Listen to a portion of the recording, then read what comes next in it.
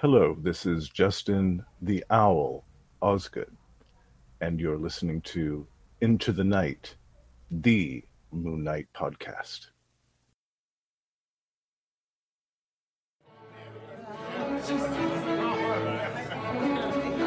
Oh, Justin, this Hello is there, Ray. hi, how you going? This is a really nice shindig. You've invited me to here. Switch music. We've got champagne in our hands. Have you bid on any of the art, the relics? Yeah, I just love the smell of papyrus in the morning. And, I was going to show you, there's a couple of these scrolls over here I've been looking at. And Okay. It's been taking me a few centuries, weeks, but I think I've figured out what this one's trying to say, almost. Oh gosh. I'm All right. almost got it. Yeah, I see set on here and Anubis, and our friend Conchi was on here. Oh, it's Yeah, certainly there's very. another gentleman too in white, and I think that's fairly important. Oh, God, I just thought it was a waiter. But anyway, that's great. No, That's yeah, interesting stuff. I'm not too well versed with Papyrus, but yeah, that's looking great, and a couple of statues up here for auction. Some really old alabaster white stuff, really gosh. rare stuff. Yeah. Very familiar. Oh, hello, Samuels. Justin, this is Samuels. Is that right? Oh, hello there. Yes, hi. Oh, okay. All right. Well, sorry, Justin. Before we go, have you had any? Did you make any bids for anything? Well, there's an urn over there. There's an urn with an owl head on it that I've had my eye on again for a few Fantastic. centuries. Months. And I think that I'm going to get it this time. I've got a good feeling. Yeah. Excellent. Oh, well, that sounds really good. Okay, Samuels, we're coming. All right, well, I haven't had a chance to bid, but I know I've got a good friend, Felicia. She might be able to help me out with one or two artifacts. Excellent. Later, so, yeah. Oh, good. So, let's follow Samuels into the limo and let's get out of here. That's great. Yeah, there's a guy over in the corner that's been eyeing us. He's got a weird cane with a jackal head on it. At first, I thought he was trying to sell me cocaine, but I think he's just there to lure at people. Maybe he's part of security. Could be. I thought he was Borat. But anyway, let's go. Let's get out of here. Okay. Good idea. Okay.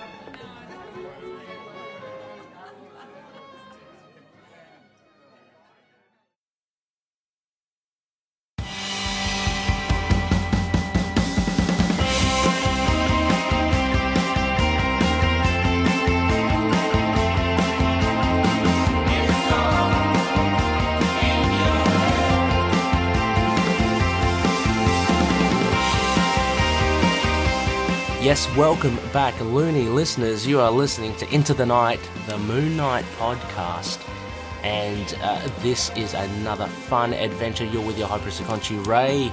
Welcome, and again, you'll notice later in the week, this is just the one episode this week, and it's because it's one of those crackers that I like to call the ISLA RA Sessions.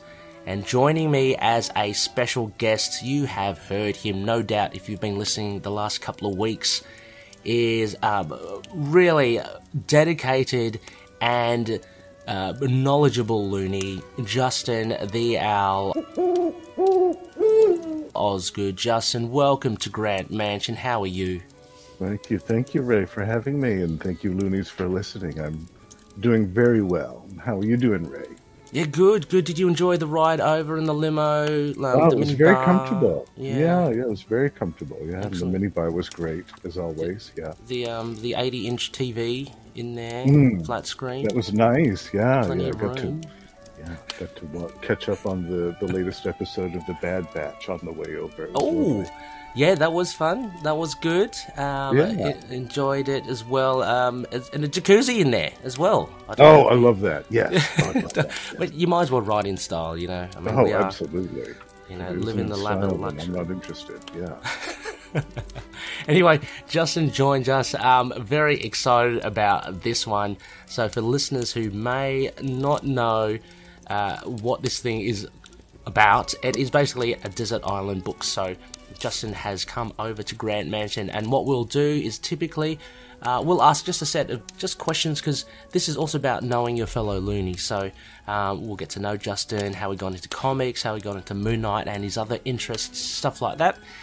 And then we will cap it off with a nice reveal of Justin's top 4 ISLA RA books. So 4 books he can't live without, and these must be singles, right? So yes, I'm very strict on that.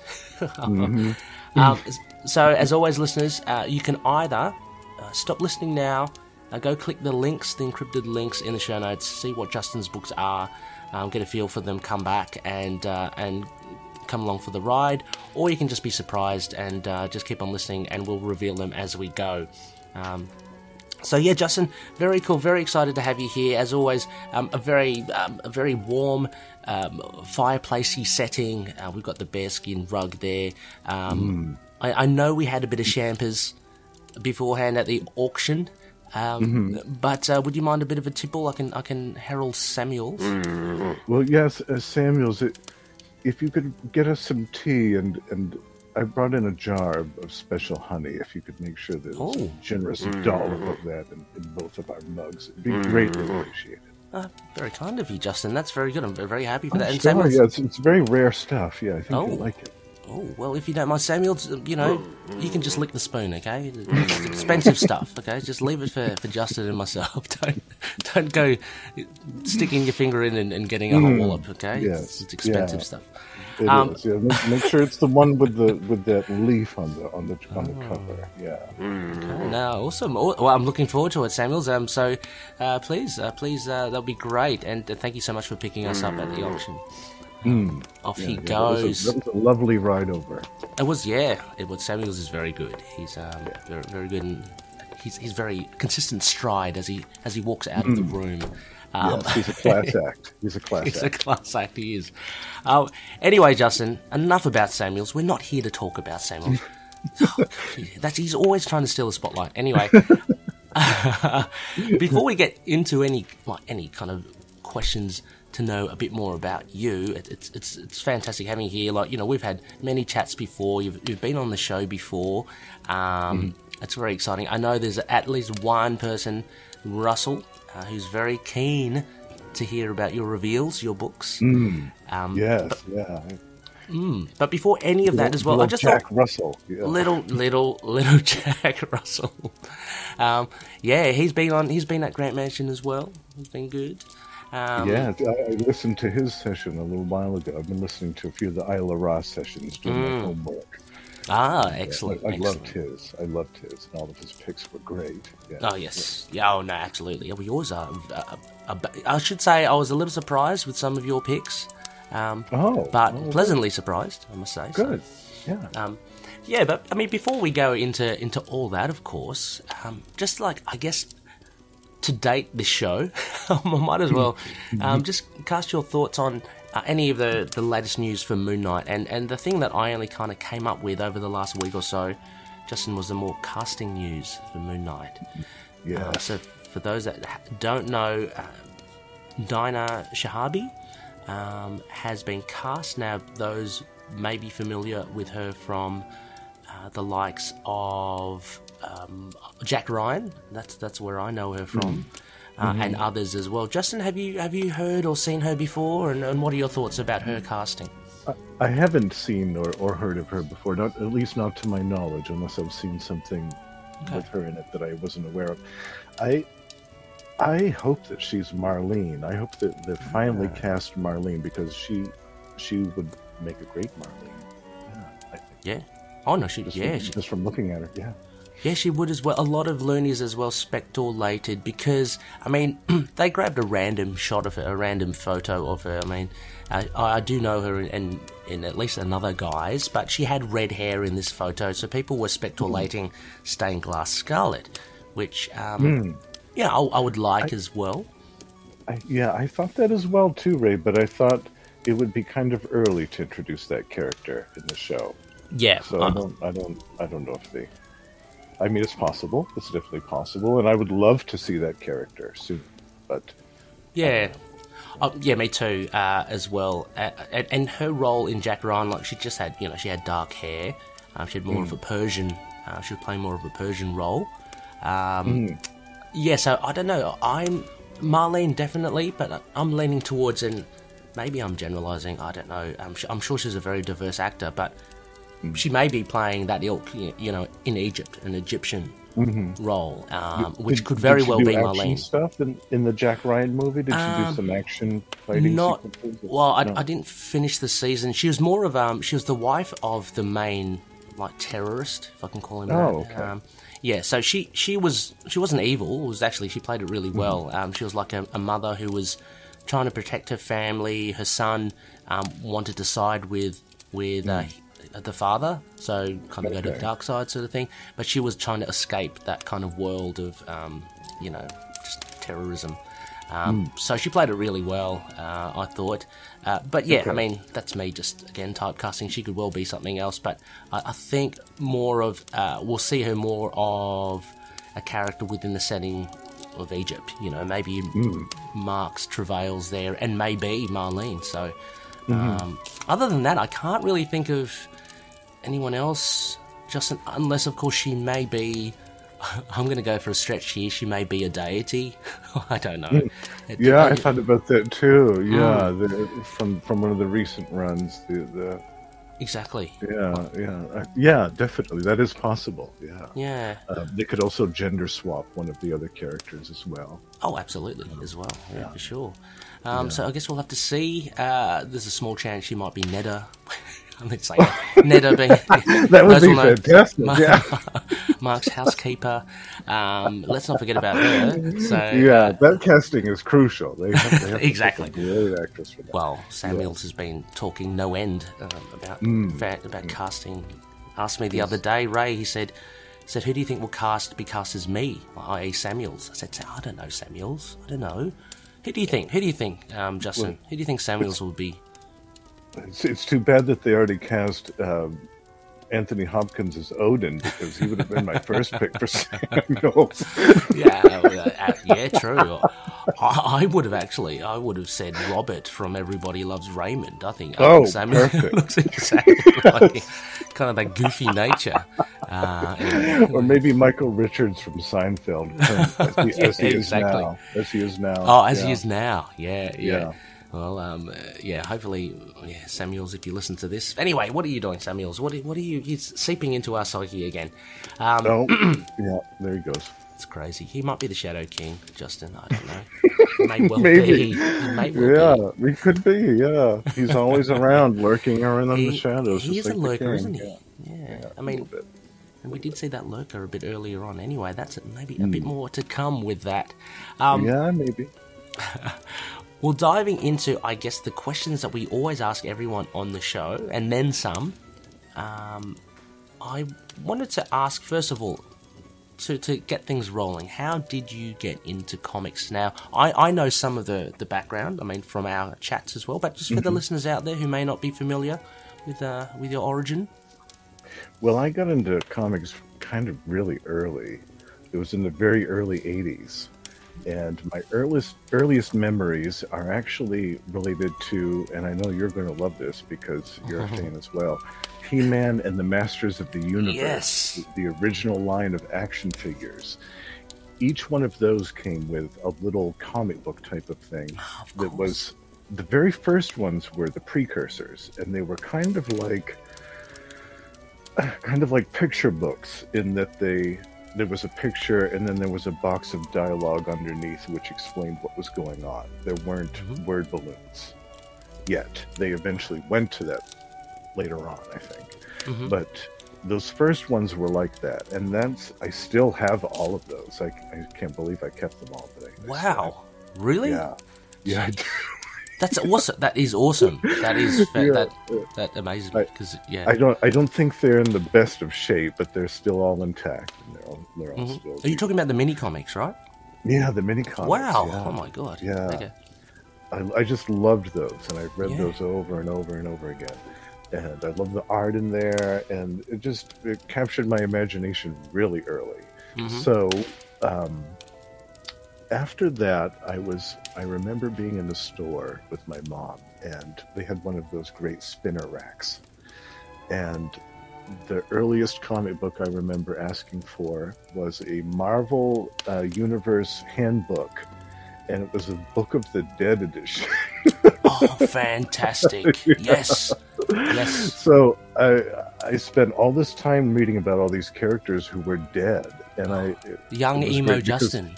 Yeah, I know. All my life I've had this weird fascination with death and morbidity, so it really makes complete and total sense in the grander scheme of things. But yeah, I read about all these dead characters, and I read about, you know, how they started out and what their powers were and who they were affiliated with. And the all handbook this is stuff. just fantastic. Yeah, I loved it. Yeah, and then of course I got one of the other ones that had all of the living characters in it.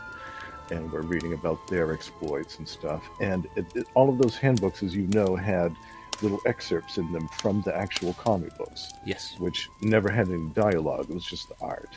But I thought, you know, I want to read some of this stuff. So I started asking for comic books just randomly. And I was still at an age where I didn't really appreciate them. So what I used to do, and this is going to horrify a lot of listeners, but I was only like 5 or 6, so you've got to give me some allowance. But what I used to do is I would take a pair of scissors and I would cut things out of the comic books. I would cut characters out. I would cut battle scenes out. I would cut things out of the covers. I would cut all kinds of stuff out of these comic books. Yeah. And then what I would do is I would clear my little wooden desk off in my bedroom. Yeah. And I would set all of these little cutouts, and they would be from Marvel books, from DC books, from coloring books, from just everything, all these different cutouts. I'm just wondering, do you recall, was one of them Werewolf by Night 32 by any chance, or was one of them Marvel Spotlight? You know? Like you just actually, no. Okay. Oh, I remember a lot of the ones that I cut up, and none of those were in there. Yeah, phew. There were only a few. That I did that to before I snapped out of it. But I used to arrange them on my desk, and what I would do is I would make kind of like a moving collage out of it, and I would of like a story to go along with it, where they would, like, some characters were fighting other ones like DC and Marvel, and I didn't know who was DC or who was Marvel. Yeah. I would just, based on who looked similar or who looked cool, I would have them on one side against another, and it was kind of like my early imagination doing like a remix with all this stuff. Yeah, children's imagination, it's fantastic. You can't beat it. So that sounds great. Yeah. I mean, you actually started one of the first crossovers ever. So that's multi-genre crossover. That's my gosh. It's decades ahead of the publishers. So. Yeah. That's so cool. Do you remember? Do you remember some of the main characters that you cut out? Or I do, and you're going to love this one too, because I know that you're a major Incredible Hulk fan. So this issue, I had to look up which issue it was as well, because I always forget. But it was an issue from 1982. It was the Incredible Hulk number 277. And in that issue, Bruce Banner had been kidnapped by the UFOs and was powerless. And there was an alien woman by the name of Barit who was hanging around at the time. And she had these little robots that she summoned from her dimensional pouch thing, which there were 5 of them, and they each had different colors and different shapes. And I was obsessed with these 5 little robots. They only appeared for one issue because they were meant to distract the UFOs while they rescued Bruce Banner. They were just meant to be a suicide mission, and they were all destroyed. But I loved these little robots. It was a Sal Buscema artwork. Oh, nice. Issue. And they were just fantastic. And I cut these little robots out, and I made sure to keep them pristine so nothing happened to them. And I obsessed over them for months. And what I did was I made up backstories for all of them. I gave them all names, and I gave them all different powers.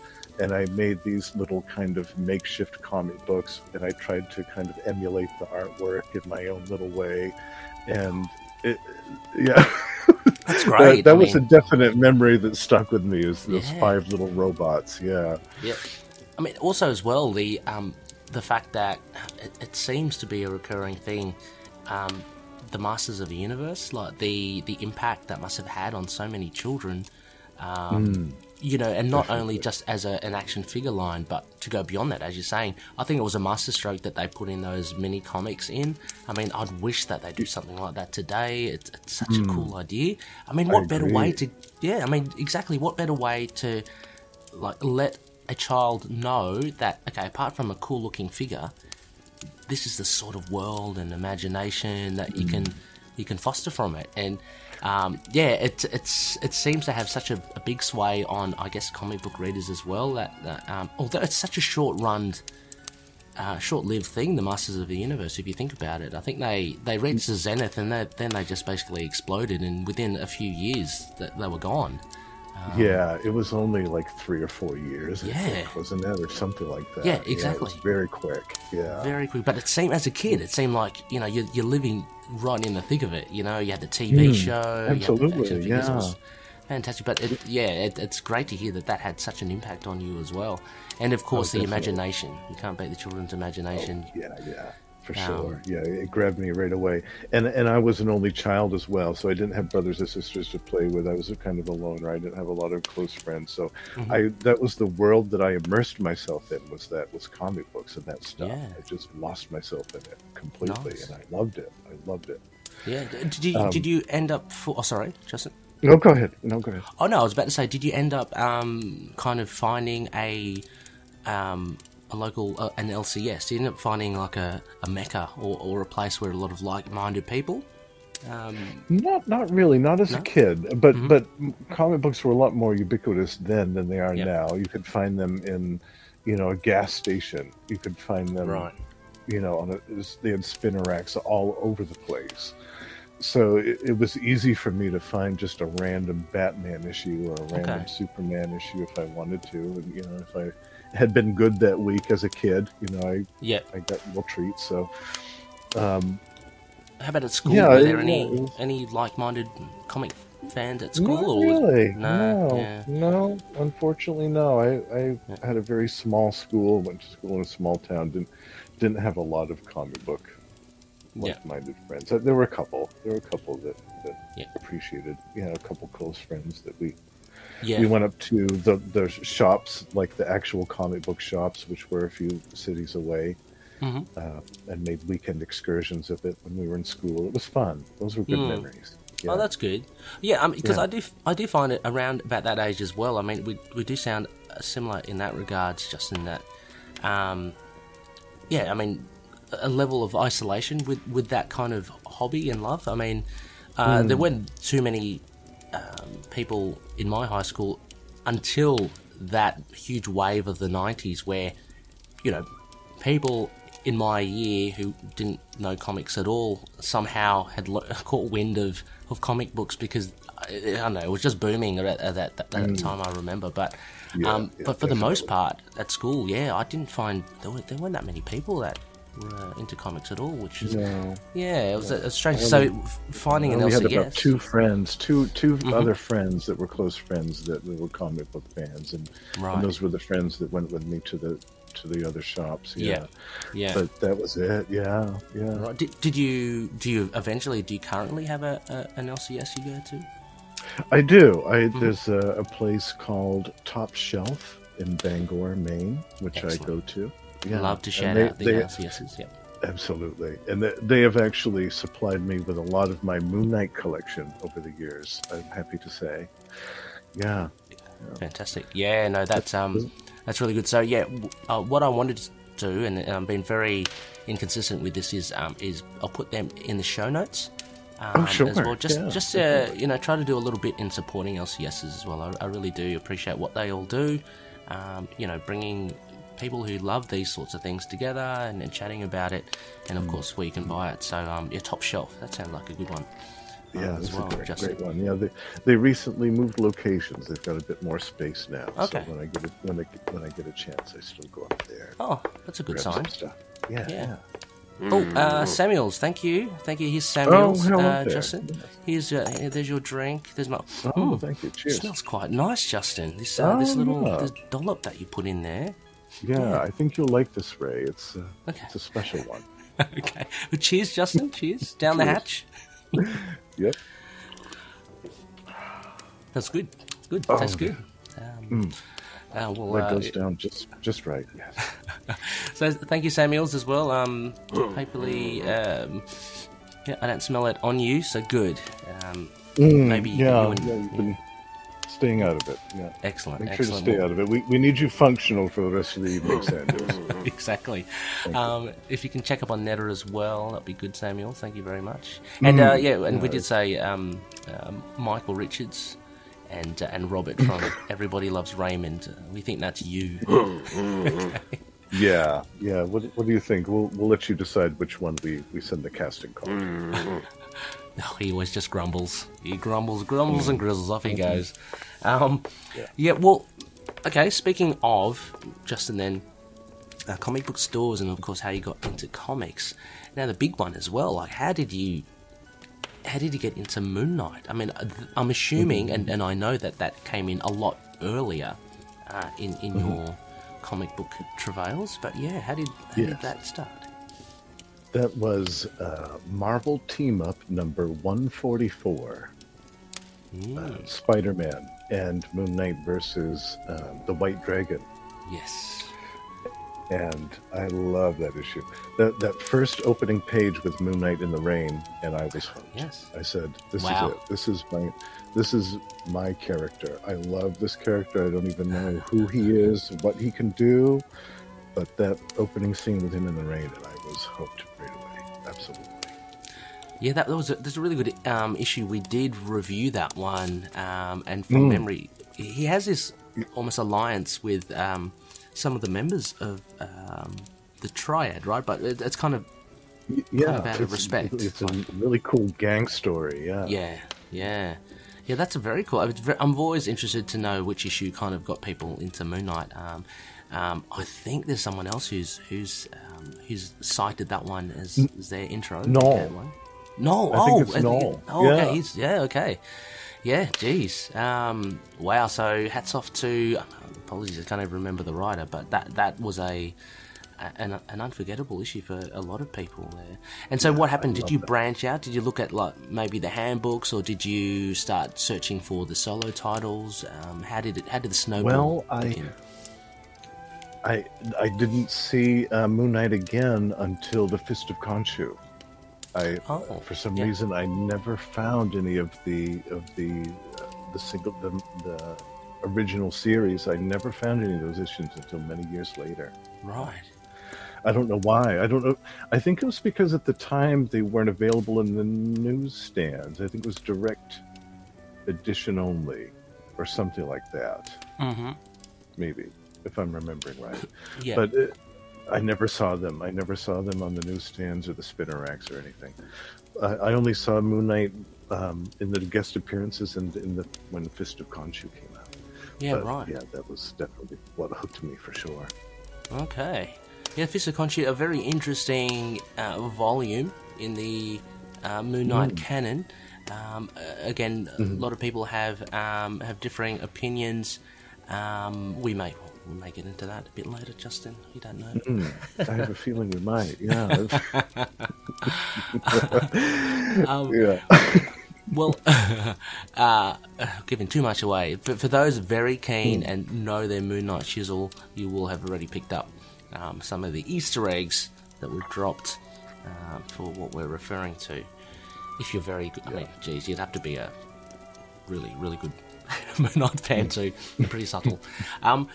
So anyway, Justin, what I wanted to do as well, I was going to ask you then about not only your DC fandom, but I know you're well read with a lot of other comics and publications. I'm thinking maybe we can marry that in, because I didn't want to double up, because what you've actually also given me is a lot of honourable mentions. So as is great to hear, it's as usual, it's pretty hard to cut down to 4, right?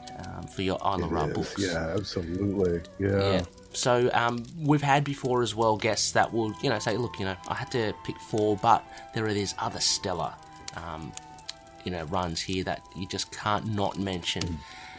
So I guess my question to you, Justin, is, so what are some of your, I guess, favourite characters away from Marvel, and let's just say away from Marvel. So I know you have maybe a few DC ones, but maybe we can, I guess, reference some of your honourable mentions, because I'm seeing the first one on your list is a slightly obscure one. DC one. Yeah. Yeah, there's some DC and Marvel still on that list too. Yeah. But really, what happened was, I collected comics for almost a decade, pretty much consistently. And then in 94 and 95, respectively, there were 2 quote-unquote events which left a really sour taste in my mouth.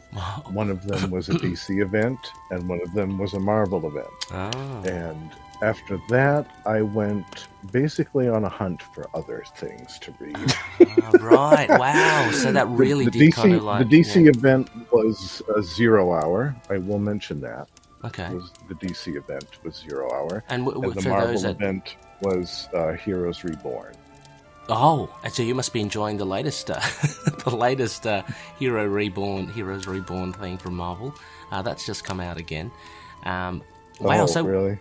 Yeah, they you know how they kind of rehash older. Yeah, there's now a Heroes Reborn thing again. I've kind of steered clear of it, but is it the Rob Liefeld illustration or? I don't know. These are current titles. They're doing a Heroes Reborn. I don't know if it's a crossover event or something. There's something happening with the current titles at the moment. So that would I'm sure would wet your whistle.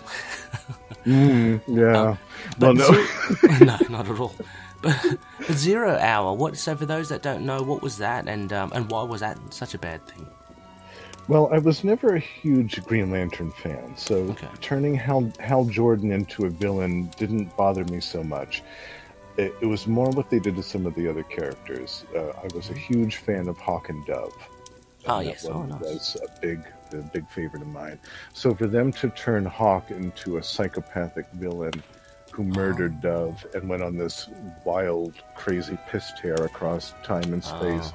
It upset me on a fundamental level. And then having him also murder several members of the Justice Society, who still are my favorite team. I found that to be really horrid, and still do.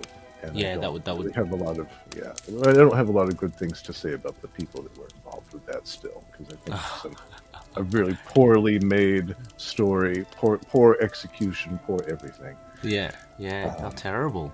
And Heroes Reborn is basically is that like a what if? Is that like an alternate universe? I still don't know what it was, Ray. And I don't know if anybody who was associated with it at the time knows what it is either. Yeah, I think that they'd all like to try to forget it, to be honest with you, as well as probably the rest of us. Although I'm sure that there are a few fans of those out there. But for sure.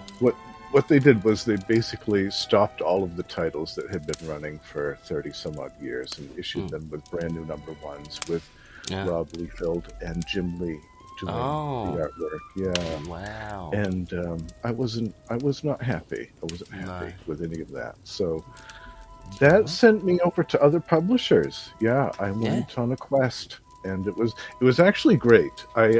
In hindsight, that was a positive thing, because maybe if it had not been for those 2 catastrophes, then I wouldn't have gone on this search and found these other ones.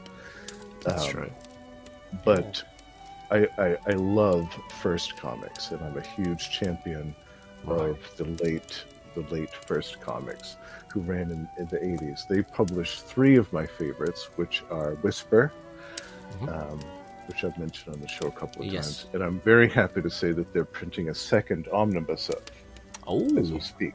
Wow. Yeah, so I'm really happy about that. The collects, I think, another 12 or 14 issues. So that was from First. Also, they picked up Dreadstar, from Marvel. Right. Oh, okay. So that's... We may be talking about later. so that's going on now, still, is it? No, these were all...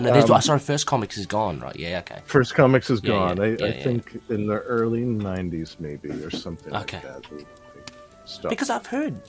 Am I wrong? I heard Dreadstar's been revived somewhere. Maybe. I thought Jim Starlin's, off the back of the success of the MCU and Thanos and stuff, I thought it may be a re-release of his old stuff. I don't know, but I'd love to see a restart on that. Yeah, but the other one from First that I loved was Nexus, which was Mike Barrett and Steve Rude, just so good. So did that go into Dark Horse? No. Yeah. No. Yeah, I did. It did. Okay. Yep. It did. Okay. Yeah. Oh, right. That was First Comics. Yeah. Oh, yeah. Nice. Originally, yeah. They're fantastic. I'd urge anybody listening to this, if you're looking for something different to read, check out some of the First stuff. It's all really good. Right. Dark Horse, of course, I loved. My favorite from Dark Horse was, and still is, Ghost. Oh, I've always seen that. I've seen the omnibuses and stuff. So that is. What is that kind of like what's the premise of that? Well, she's intangible, and she's got a pair of guns, and she's a badass, and she's dead, sort of, and it's. I can't really describe it in a way that does justice. But I was just imagining you just going, Ray, she's a ghost. Yeah. Okay, well, fair enough. Thanks. But she looks cool. I mean, I know I can definitely, yes. Yeah, visualize her costume and yeah. Yeah, and more importantly, it's written very well. The writing is extremely well. The art is always good. The stories are excellent. Yeah, love Ghost. And you, I mean, this is on one of your honourable mentions. It is a DC one, Scarlet, right? So from memory, I remember we were chatting about Scarlet. You're saying it was very good. She's just like a real kick-ass fighter, right? Well, she's kind of like Buffy the Vampire Slayer before Buffy came along, And for many years, that still, I think, is my favorite standalone comic series, Scarlet. It's one that I can pick up and read anytime, and I love it every time I read it. That one only ran for 14 issues, and they actually printed one of my letters in the last issue. Perfect. Did you sign it off as the Owl? Or? Oh no, I wasn't going by that then. Yeah, but I was really pleased they printed it. Yeah, I love Scarlet. That was one that grabbed me right away. It has nothing to do with the rest of the DC universe. It was its own self-contained little world. Yeah, and just so good, so witty and so weird and wonderful. Yeah, much like I guess like some of those Vertigo publications, right? Like Sandman, where they're just like they're very tangential, if not at all, with the rest of the universe. So yeah. And this one could have been a Vertigo. It could have been a Vertigo, but it kind of skirted that line where it wasn't really quite weird enough or quite esoteric enough. Oh, okay. Yeah, right. But I think you would love it, Ray. I really do. I might give it a go. Yeah. Would it make the because DC have Black Label now or something, don't they? Is that a bit more of the adult oriented? They might upload it to that. Yeah. Okay. I can see them putting some of the horror stuff on that over the years. Yeah. Oh, nice. Yeah. And I guess you mentioned, I mean, a lot of the things that drew you into the comics. Of course, I know you love the art as well, but the writing is an important aspect of it. And you do some writing yourself. I do. Yeah. So, how did this inform also your introduction into comics, or was it way before? Like, were you writing before you got into comics, or did that come afterwards? Or how did you come about writing? Kind of around the same time, actually. Yeah, I started writing when I was in 3rd grade, little short stories. It was usually never anything more than 10 pages, but I'd write little stories about other things like those 5 robots from the Incredible Hulk comic book. I wrote several little stories about that. Oh, nice. Yeah. And then a few years later, I was influenced by an author named John Bellairs, who wrote The House with the Clock on Its Walls and that whole series. And I loved all of his stuff. It really grabbed me. What kind of genre was that? Sorry, is that a? It's like a young adult, but kind of with a supernatural edge. A little bit of horror in there. You know, horror for kids, kind of. And it was everything. Like I said, I've always been obsessed with weird, morbid, scary stuff. So that really hit the spot for me as a kid. And I spent really all of my grammar school years from grade 3 on up to 8, really reading John Bellairs novels until he passed away. And he kind of influenced me to start writing longer stories with more detailed characters. So right now, I'm actually working on a novel which I intend to hopefully be my first published work, Awesome. Which is it's tentatively called Derek and the Dusk World. And it's about a boy who moves with his mom to a little coastern village on the coast of Maine, to kind of start their lives over anew. And he accidentally stumbles through a portal to another world, and he becomes embroiled in a conflict with 7 different tribes of creatures. And it's kind of a tale about a lot of social stuff. There's a lot of undercurrents and themes in there, but I don't want to give too much of it away. But hopefully after the move is finalized later this year and things start to settle down, I'll be able to get back into it. I've written about 30% of it, I think. Wow. It always amazes me, like the process of, I guess, writing a novel, because it's such a, it's such a big thing. Basically, it's long. Like, you have short stories and such, which for me seems a bit more obtainable to write. But with just the scale of a novel, how do you approach it? Like, do you have a whiteboard or something, and do you like map out, okay, this is where like the beginning, middle, and end is, and kind of then start refining everything in between, or like, how does it work? Like, well, I get a lot of my ideas from visual stuff, like the portal that the boy stumbles through to the other world is actually near here. When I go on my walks, I get a lot of ideas, and near where we live, there's like a little coastal path, and there's a lot of erosion from years and years of the sea just washing up against this coast. And there are all of these trees that are just lined up along the coast that are basically sagging into the ocean because their roots are all exposed from the earth being eroded away. And it looks so kind of otherworldly and unreal that I thought, my word, this looks like a gateway to something. So it's little things like that kind of grab me. I also do a lot of walking at night, and I kind of get a lot of ideas at night when I'm walking around with my headphones on, just kind of taking in sights and stuff like that. I totally understand why you do like Moon Knight, though. Protecting the travelers of the night. That's right. Absolutely, I'm one of them. Exactly. Yeah.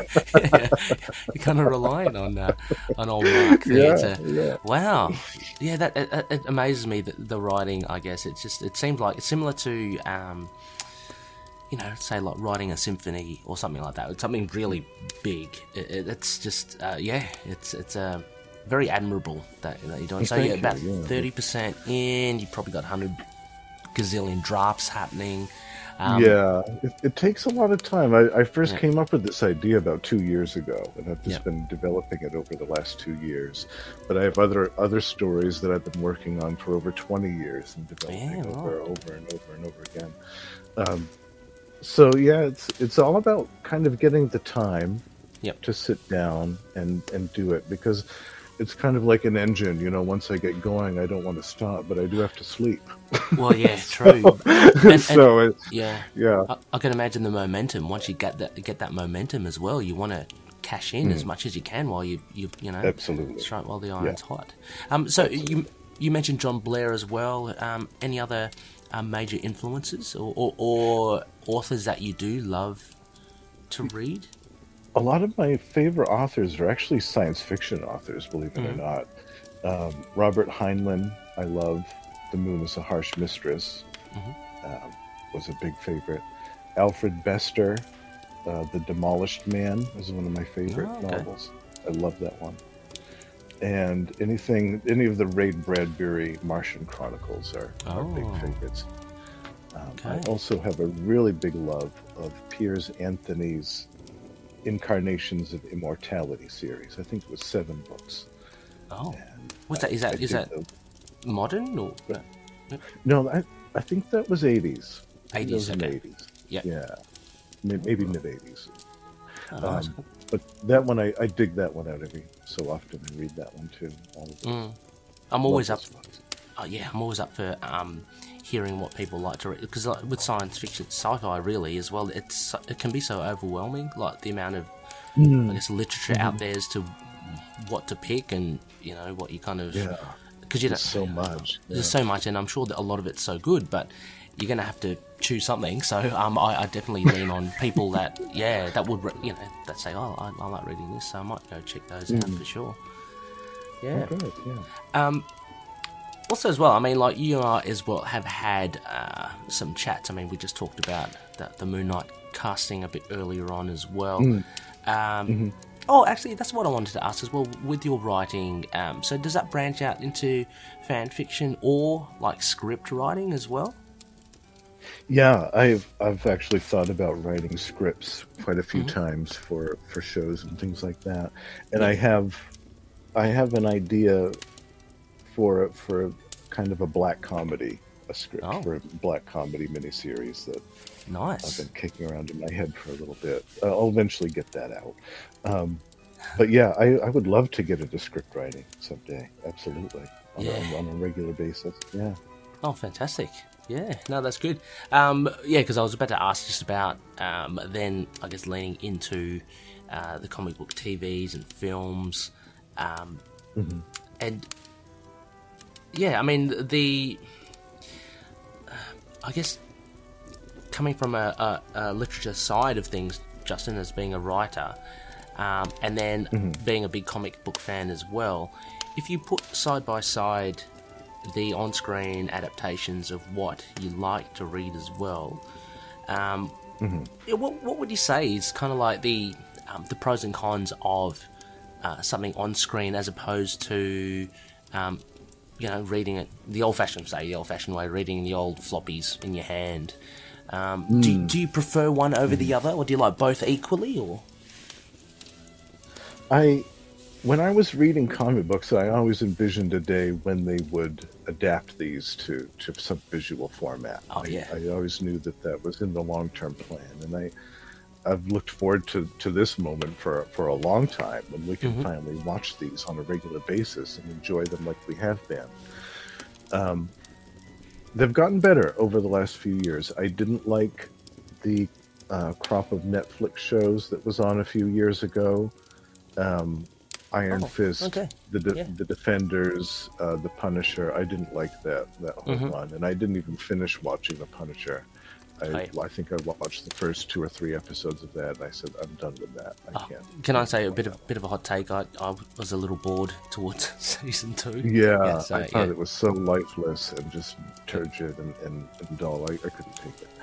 And the CW shows as well. I had a lot of complaints with those, with the acting, with the soap opera-ness of it, the CW-ness of it, I like to say, with all the teen angst and nonsense. I couldn't. I put a couple of years into those shows, and then I dialed out. So I can also see, too, some superhero burnout happening, because it's just so ubiquitous now. I can see people, and I don't mean for myself, I just mean in large. I can see, because there's so much now on all of the streaming services, on all of the platforms.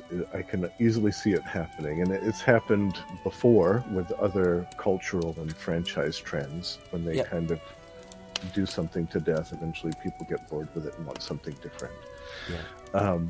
However, I think the good thing about that is that it will force people, like I was in '94 and '95, disgusted with some of the options that were available. It forced me to look for other things that were different, that stood out from the pack, and that weren't quite so formulaic, maybe, or so, unoriginal.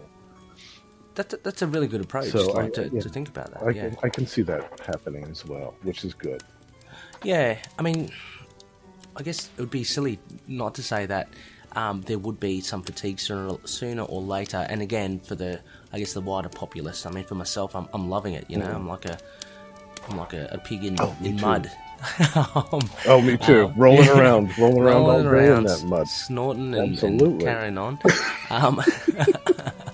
But I mean, I don't know. I'd see stuff like, not that I've actually watched it, like say Jupiter's Legacy, that sort of stuff. Even The Boys and Watchmen, which are great TV shows and stuff. But you see them starting to really bend the conventional interpretation of a comic book and superheroes, because I think they're trying to obviously stretch it and make things more interesting rather than your MCU or your DCU. So that can only take you so far as well until the main mainstream will just go, oh gosh, is there enough of this already?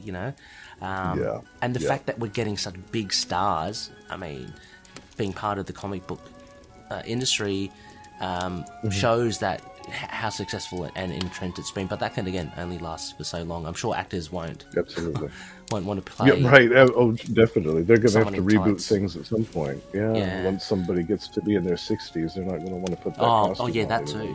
Yeah. I'd like to see more indie character movies too. I mean, we saw that Bloodshot. Bloodshot. Yeah. We need more of those. We need more Dark Horse characters. We need more Valiant. I'd love to see some First characters turned into movies. That'd be good. Yeah. Yes. Sorry, Justin. I was snickering, but the moment you said that, the first thing that came into my head was Pamela Anderson's Barbed Wire. I don't know why.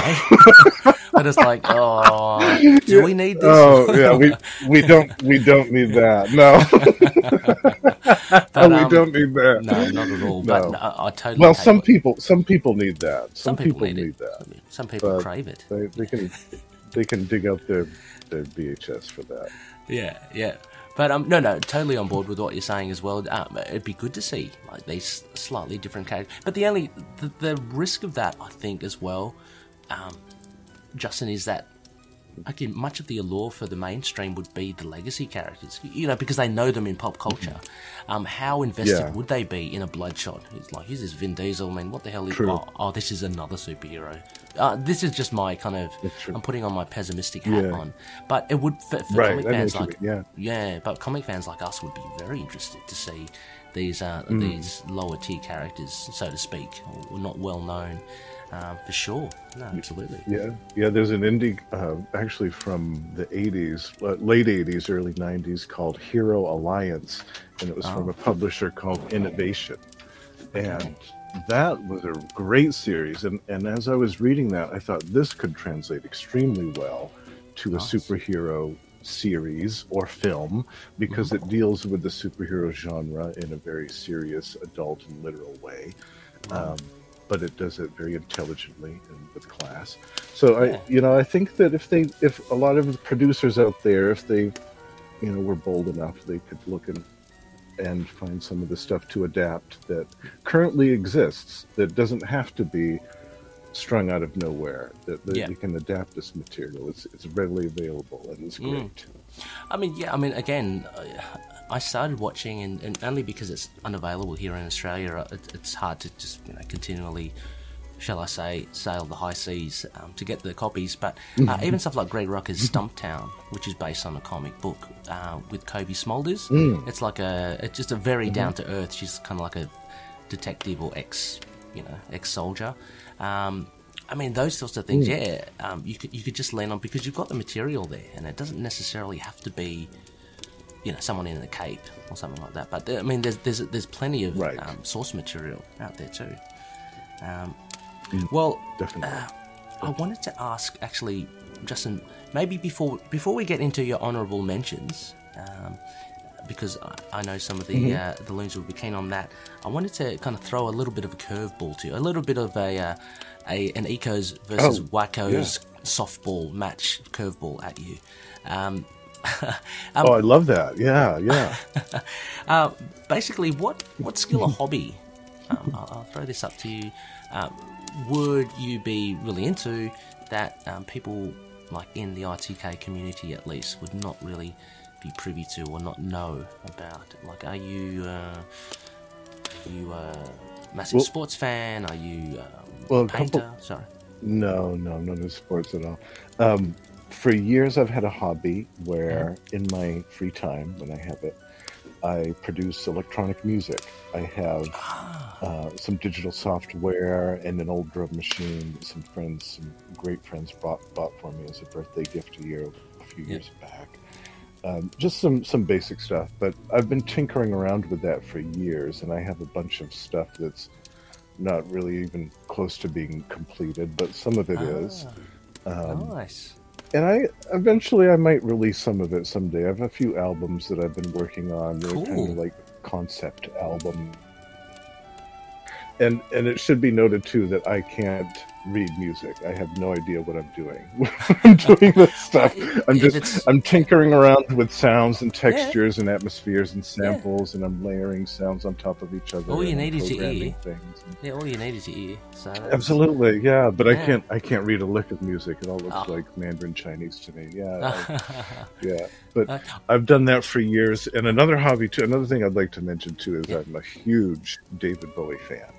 And nice. And so every year on his birthday, I treat myself to a different David Bowie related item, whether it's a CD of his that I don't have yet, or a concert film I don't have, or a T-shirt, or something related to him, or a poster, or whatever.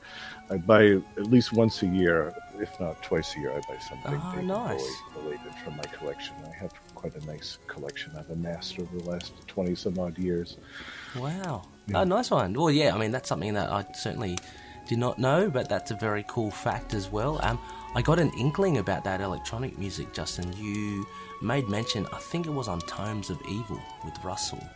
You were talking about an ad in a comic book that you were really chuffed about because it was of your favourite band, and they were this really obscure, well, I don't know if they are, but an obscure electronic band. When it was an issue of The Spectre from 1993, and my favorite band is Front 242. They're one of the first electronic bands. They're from Belgium, and they had 2 albums out that year, and one of them they had an ad for it in that comic book, and I was so excited. It was so rare to see an ad for their music in anything, let alone a comic book. Yeah, well, it was one of my favorites too. So that's so cool. Yeah. Wow. So electronic music as well, Justin. Far out. Very, very. I'd love to hear some of it. I mean, I'm not sure. I'll share some of it when I've got it appropriately polished up. I'll share some of it with you. Yeah. Fantastic. No, let's do it. Now, finally, before we do make our way down, I thought, Justin, would be good to just, give you the tour of the mansion. I was going to take you down to the moon cave. But before we do that, I just wanted to go through your honourable mentions. Sure, yeah. So these, I don't want to say didn't make the cut of your top 4, but they're really right up there. The ones that you had to jettison because you could only pick 4. It was tough. Yeah. So the first one we did make mention before, just then, Scarlet. So number 1, Blood of Innocence, 1992. Again, highly recommended from you, Justin. Yeah, I love this. This was one that, and I made mention too when I was on Tomes of Evil that I would usually gauge how much I loved a comic book by when I was finished reading it for the first time, if I immediately went back and started reading it again from the beginning. Fantastic. Yeah. And I did that with this one, and I read it over and over again, and I just loved it. I loved everything about it. It was so dark. It was so weird. It set the tone for a great story without giving too much away. It had a lot of mystery. It asked a lot of questions. Yeah. The dialogue was fantastic. The characters were original and unique. I loved it, and still, like I said, I dig that out and Yeah. I mean, it's testament to an issue 1, I guess, in general. It has to have that wow factor, that thing to kind of draw you in. As you mentioned, it would have to set things up, but it's really kind of make or break, because you're trying to get some readers in on the series, and you want to kind of show your best face. But yeah, that sounds great. I can see though how it didn't catch on though. I really can, because there's not a lot of action in this first issue. It's a lot of intrigue. It's a lot of character set up. Yep. You know, there's one whole page where it's a bunch of teenagers at a party acting stupid. You know, it's a lot of basically you are introduced to these characters and they kind of make you care about them a little bit. So it's more about the characters than the action in the first issue. So I can see how it went over some people's heads that were looking for, you know, a really exciting slash 'em up first issue. But absolutely as well. I guess that kind of you know, separates the wheat from the chaff, so to speak. So for those that are on board, you know, with that first issue, that's great. Now we have, actually, there's another DC one, but we have the Supernatural again here, Justin. You've got Ghost Rider Volume 2 and number 1, Life's Blood. Now this is Danny Ketch, right? Yes, the first issue. Yeah. That was another one with the motorbike. Yeah. Sorry. Yeah. Yeah, that was another one I read over and over and over again. So good. Yeah, so good. I loved that you interviewed him and Terry Kavanaugh together. That was fantastic. Yeah. But no, I loved Ghost Rider. That I was at that age, I think it was 11 or 12 when that came out, and that was perfect for me. You know, that was great. I loved all the scary supernaturals. Yeah, that was something that had been missing from Marvel, I think, for years, was a scary, like, supernatural themed character. It still is a bit lacking, isn't it? I agree. Yeah, I agree. Yeah, me and Russell talked about that too. It's something that's missing. Yeah, I don't know why, but hopefully, hopefully, like with Morbius on the screen, and we're getting Blade. That sort and of Doctor stuff. Strange and the Multiverse of Madness. I think that if that's going to be a Sam Raimi production and straight up horror, that's a perfect gateway for Marvel to do that. Yeah, I love Sam Raimi stuff. Oh, me too. Yeah, definitely. Now this big one, I'm looking forward to it. I've recently picked it up on Epic Collection. It's very hard to find, so I ended up ordering it from Malaysia. It's Captain America: The Bloodstone Hunt. Oh yes, yeah. Now, I've heard many good things about that recently. Yeah. And this has to do with is it Ulysses Bloodstone, right? It's the father of Elsa. She's one of my favourite characters. I love Elsa Bloodstone. Oh, nice. Yeah. Just because the whole monster hunting thing is really cool. But this has been singled out by a lot of people as being a really, really good run or series arc from Captain America. Mark Grunwald, is it? It is. It's Mark Grunwald and Kyron Dwyer. I think I'm pronouncing the name right. Oh, yeah. I recognise the name from the... And it was a bi-weekly. It was one of those lovely summer bi-weeklies that came out every other week. And it grabbed me so much. I was collecting Captain America at the time regularly. But when this came along, it made me so much a fan, and still to this day I can't say enough good things about it. It's a classic Captain America globe-trotting adventure with supervillains and weird locales and high adventure and it's great. It's classic Captain America at its fundamental best. It's got the is the Red Skull part of it as well?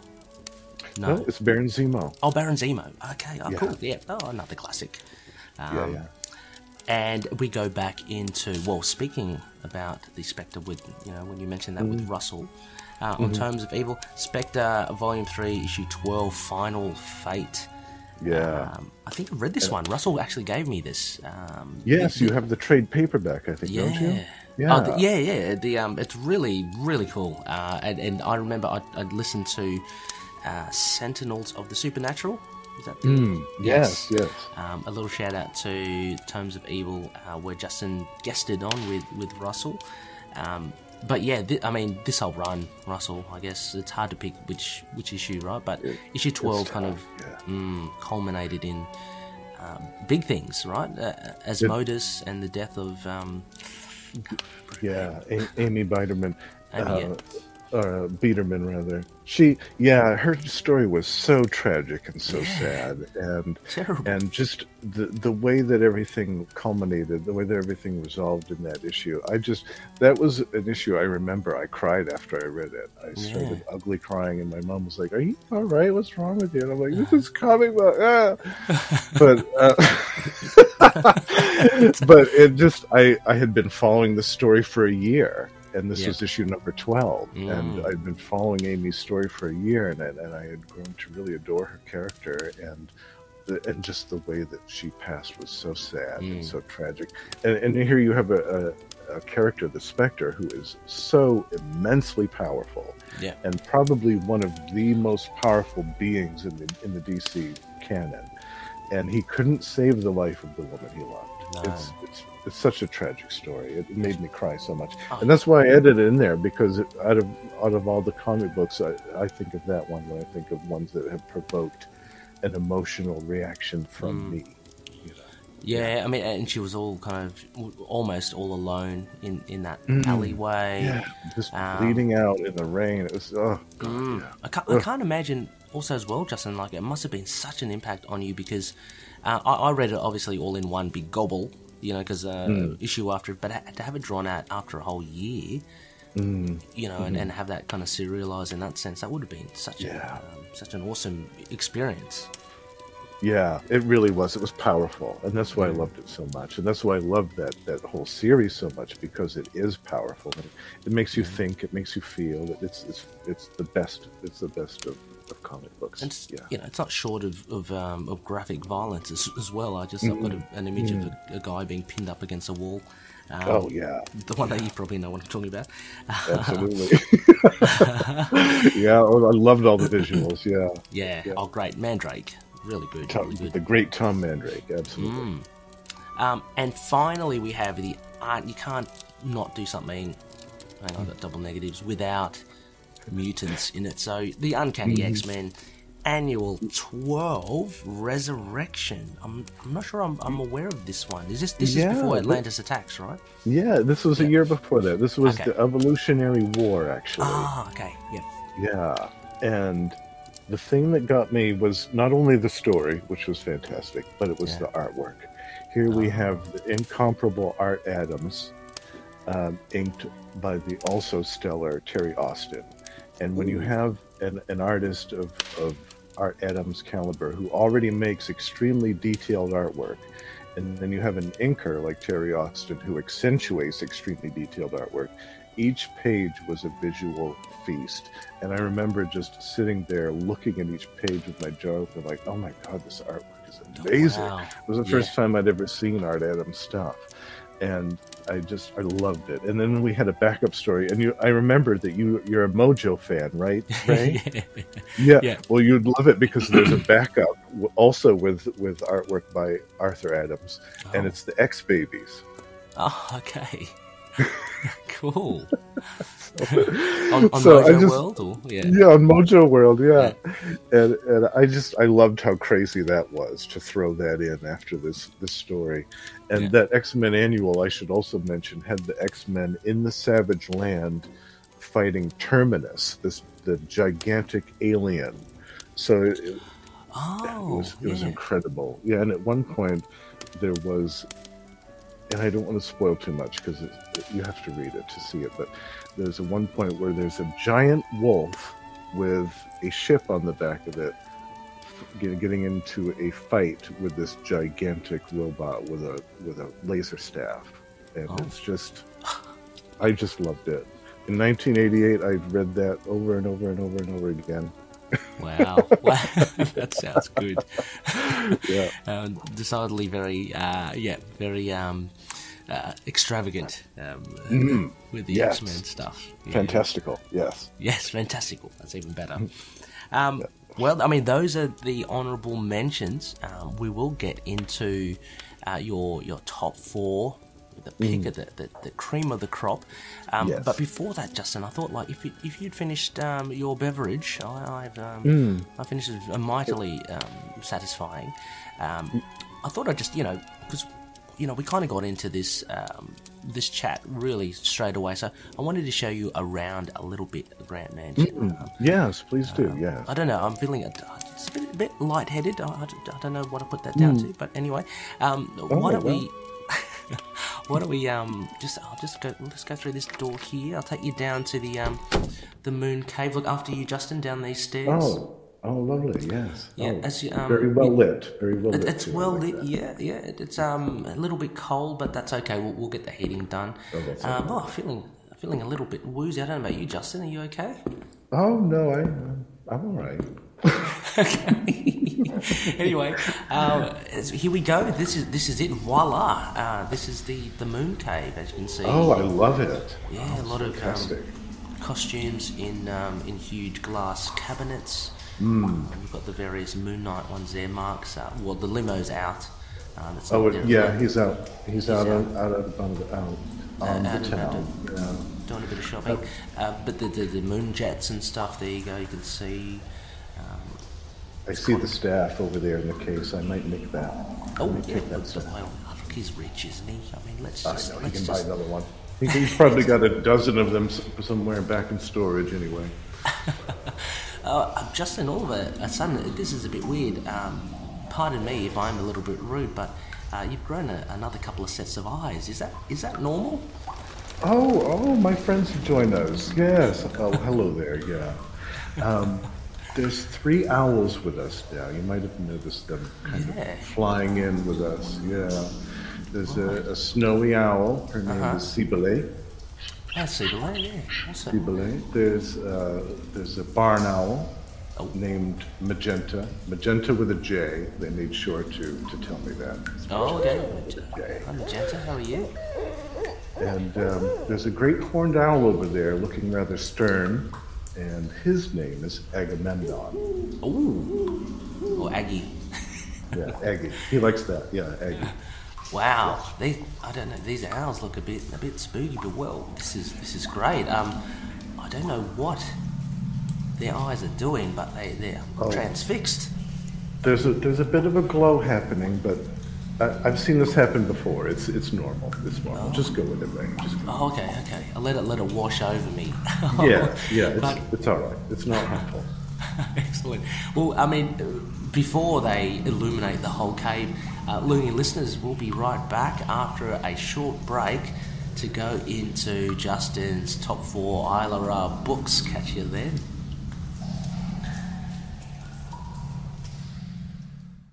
How did you know what was happening to me? How did you know who I am?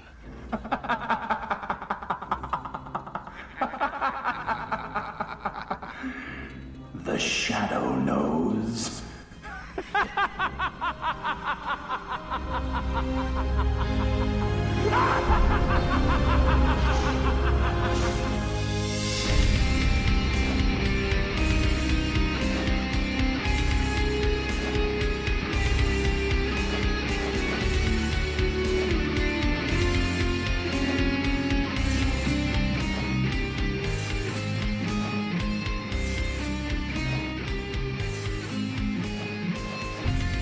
Hello, Tomes of Evil listeners.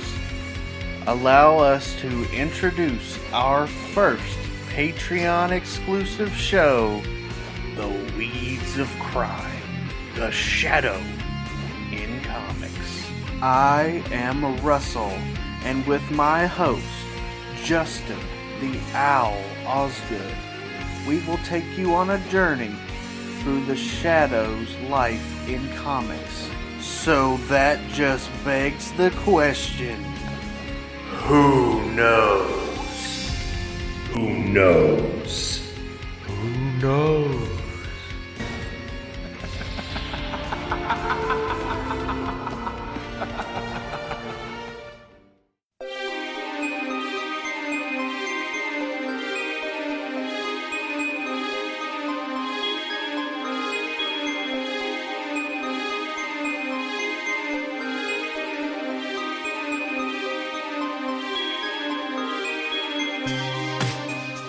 shadowed accident stole his sight, but incredibly it endowed young Matt Murdock with radar vision and heightened senses. Armed only with his athletic prowess, billy club, and indomitable courage, Matt battles injustice as a crimson-clad gladiator known as Daredevil. Are you a fan of Daredevil, the Man Without Fear? Then join me and my co-host Lil Hellfire every 2 weeks on the Capes and Lunatic Sidekicks podcast for the Devil You Know, the Daredevil podcast.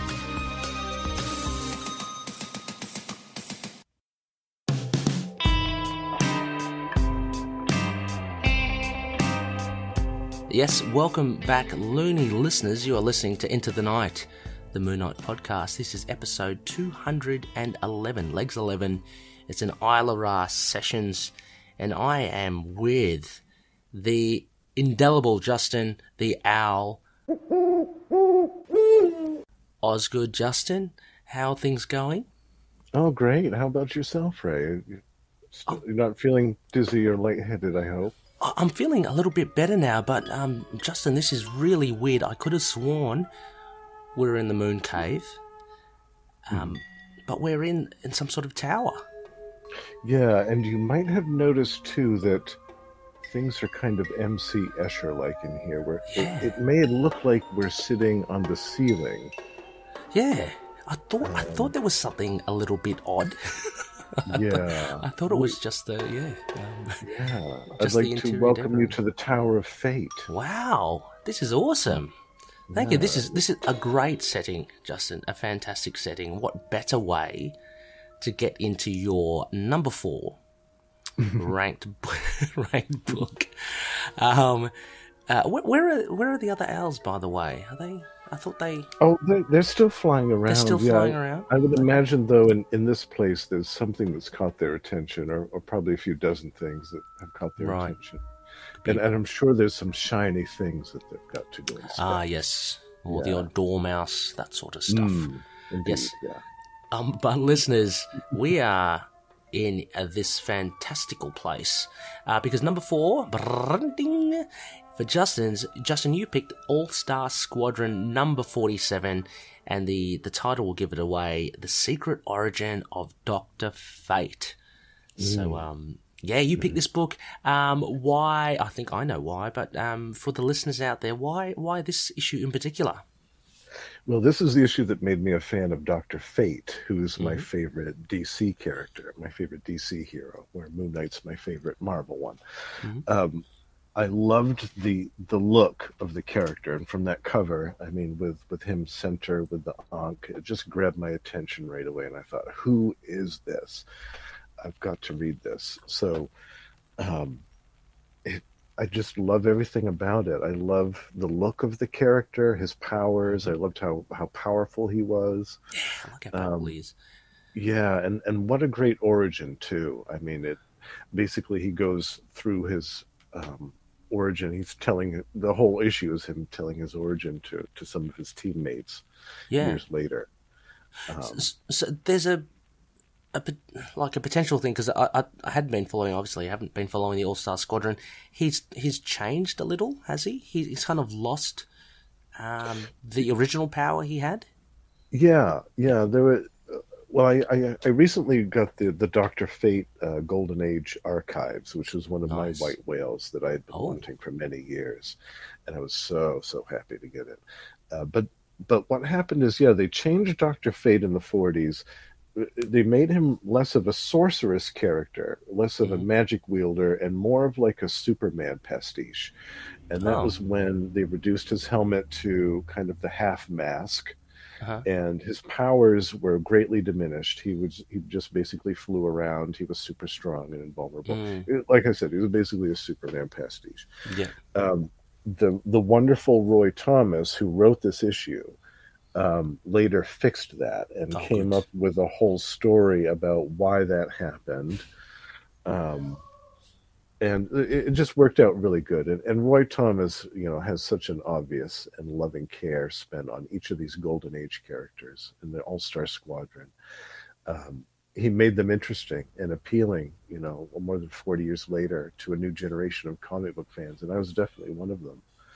Yeah, no, it's certainly he's certainly a very interesting character. You've actually got me into Dr. Fate as well. I mean, I haven't I haven't explored anything yet, but I just love this issue. His power set was it was basically at a molecular level, right? I mean, so he was very, very powerful. But I just pardon me. I just love the whole Naboo and I didn't realize how much akin it was to a lot of the Egyptian gods.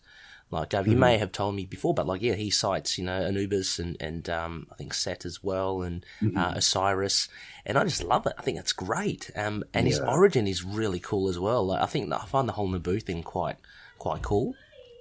Yeah, it's cool that later on in the mythology, they made Naboo be one of the wizards who was in the court of Ramesses II, and right, and he had been around, and at some point I think he had been worshipped too as a deity, but he was actually one of the Lords of Order, who was an extra-dimensional being exiled to Earth thousands of years earlier from that.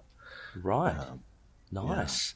Yeah, it's such a cool issue. I had to kind of smirk a little at the introduction of, I guess it's his love interest. Inza. Inza. Yeah. She's she seems to be, for all intents and purposes, a college student, just kind of wandering through, and she stumbles upon.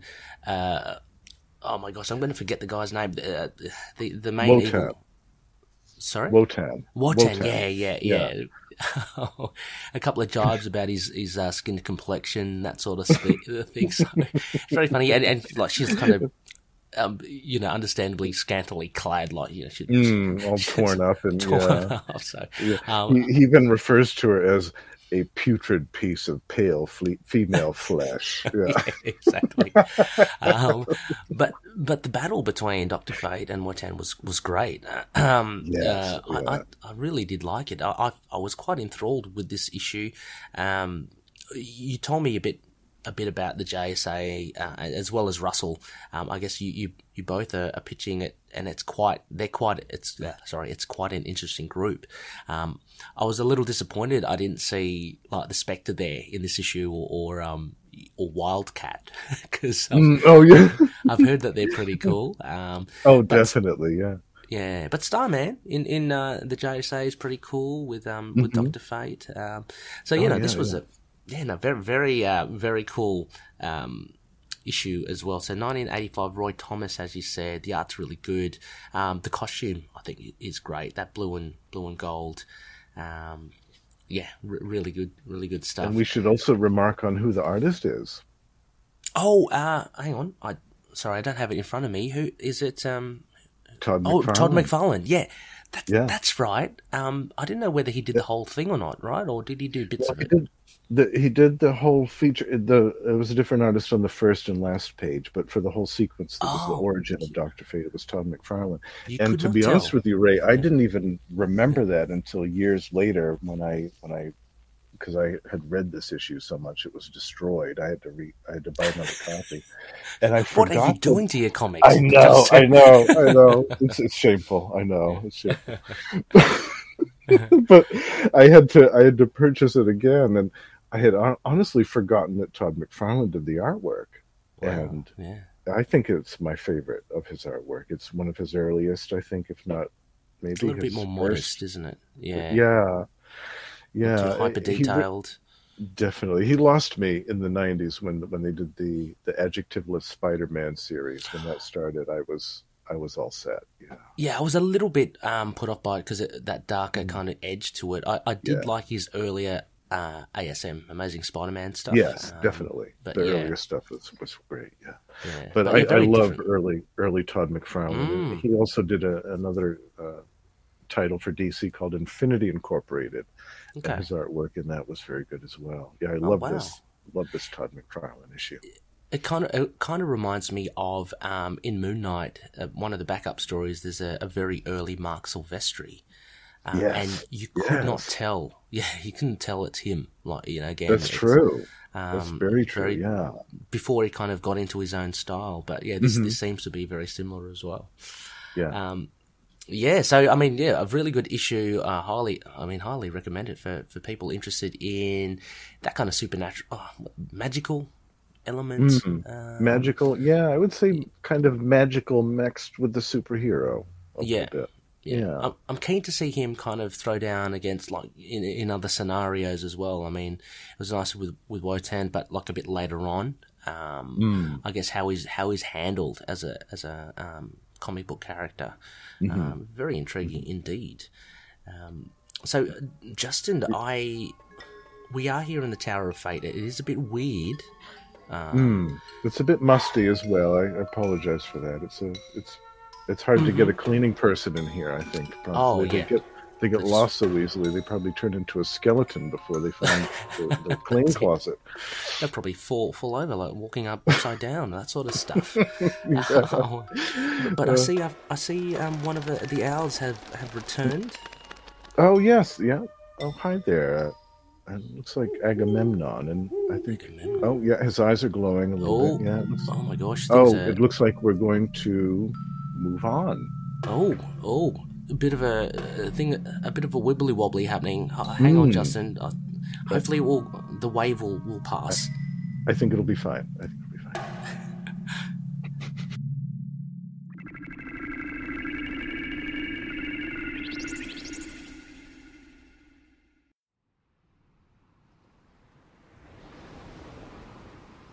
Well, Justin, that was a weird sensation.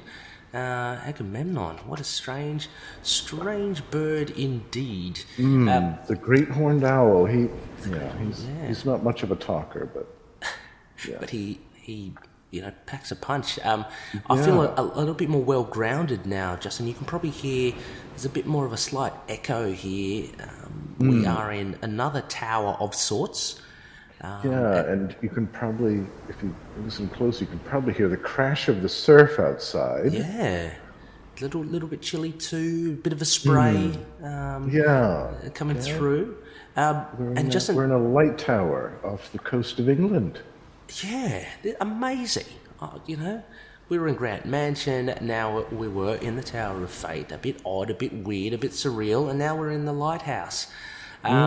This must herald in your next comic book, Justin, and proud to say, how about you reveal this awesome edition? Oh, sure, yeah, this is Excalibur special edition from 1987, called The Sword is Drawn. Yeah, fantastic. I'm so glad that I double-checked. I'm glad that you gave me the link, Justin, because I was about to just dive into Excalibur, #1, which I think... #1, yeah. But and that came shortly after this. This is basically the introduction of the group. Yes. Kind of like the springboard that launched the series. Yeah.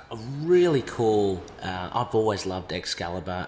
I only say that the fleeting knowledge I have of it during the 90s, because... I'm a big fan of Nightcrawler, but what made you choose this as one of your books for the Isle of Ra? Well, it's one that I just love reading anytime. Anytime I can pick this out and read it from beginning to end and always be happy. And it's just such a self-contained story in of itself. The artwork is fantastic. I just love everything about it. Yeah, I couldn't imagine living without this issue. Yeah. Yeah. This is, if I'm mistaken, Chris Claremont, Alan Davis, right? Yes. Yes. And Paul Neary on the inks. Yeah. Yeah. Really, really fun. You do get such a nice introduction to all the characters and how they kind of eventually all come together. Some of them not as well defined. Say, for instance, Megan. Who you only get like a sense of what she is. She's a mutant, but she seems to be able to change herself. Known as a fairy and that sort of stuff. Shapeshifter. Yeah. Shapeshifter. Yeah. Captain Britain. He's in a bit of a stupor from the events that had happened, in particular with the X-Men. I mean, this is around the era where the X-Men are dead. Exactly. basically. Yeah, and that was another reason I love this too, is because it's a bit of a time capsule, and there was a lot of things, major things that had just happened. This was in the aftermath of the big mutant massacre event, Yes. which was a huge deal at the time, and so here we had Shadowcat and Nightcrawler, who were kind of the only survivors of that, or so they thought anyway at the time. Yeah. And Captain Britain, of course, is also in mourning because his sister, Psylocke, was among the X-Men who were thought to be perished. So, yeah. Exactly. And also, on top of that as well, you've got that condition that Shadowcat has, where it's almost like the reverse. She has to really concentrate to gain a tangible form. Otherwise, she's literally just kind of a ghost, floating through. And I remember reading that, and I wouldn't be able to tell you whether it's before or after, but it must be around the same time. Is it X-Men versus Fantastic Four? I think that was it, or the X-Men versus the Fantastic Four. She was put into some sort of stasis because she was really disappearing. Like she was, so it may have come a bit after, maybe. But I like that little arc with Shadowcat. So she's got her own thing going on, which is a bit of an issue for her. Definitely. Yeah. And I love the villains in it. Well, if you can call them the villains, so cool. I know. Yeah, I love them. Yes. It really takes a cosmic turn. Like my standout for me is Body Bag. Body Bag. Love Body cool Bag. is Yeah. that? Gatecrasher and the TechNet. They just that was another thing that sealed this for me, was Gatecrasher and the TechNet. What a bunch of weird, crazy characters, and so unique too. Unique in both their look and their abilities. Yeah, they've got like almost a kooky kind of look to them, but they're quite formidable. Definitely, they look kooky, but they're quite powerful. Yeah. So again, for listeners who have yet to delve into this, say for instance, Body Bag secretes this resin that is like a paralyzing agent, and then he literally ingests the people. So he does for Rachel, he does for Shadowcat, and he does for, I can't remember, he tries the third one. I think it was Phoenix he tried to get. But they're stuck in these like translucent, like disgusting bubbles at the back of his sacks. back. Yeah, the sacks. Yeah, full of liquid. Oh my gosh, it's horror. Like it's kind of gross. Yeah, it is terribly gross. Yeah. And then you have the other ones. There was just off the top, China Doll. She was quite interesting, like a serpentine thing, and she could shrink. I think shrink people. Miniaturize people. And then there's this floating baby, which I found quite horrific as well. And he chases down Shadowcat, and he can amplify your darkest desires or something, but in a really twisted way. So he he makes kind of your desires reality, but not in the way that you'd expect. Yeah. And so where Shadowcat wanted to be solid, he made her solid, but he also made her morbidly obese. Yeah. And so she's kind of stuck sitting on the ground, like with a stupid look on her face. It's a really strange stuff. And then you have like these other ones. I think there's a ring person had like energetic rings, stuff like that. So ring toss. I think it was ring toss and waxwork that made people kind of like a malleable. Oh yes, that was a weird, weird alien-looking globule. With like mandibles or tendrils or something, and he gets to Megan. And can I ask, Justin? Sorry, is it Megan or Megan? I think it's Megan. Megan. Okay, I always get those mixed up.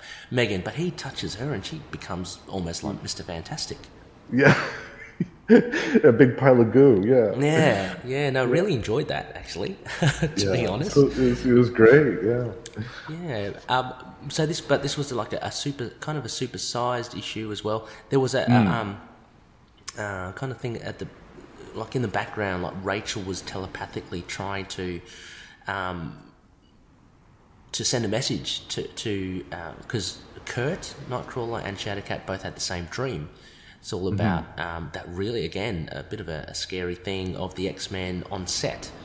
And we're opening that great nightmare in the beginning. Yeah, with Professor X as the director, and Kitty's trying to talk to everyone, but they don't quite seem to be who they are, and then they kind of surrealistically, I guess, turn into werewolves, which is a great fear of Kitty and all that sort of stuff. So really kind of weird stuff. I was very interested in Captain Britain because I like his ties with Merlin, and him being a confidence hero as well. I guess confidence, his strength relies on that, and he's in an all-time low. Like he even spurns Megan away, and she's just trying to help.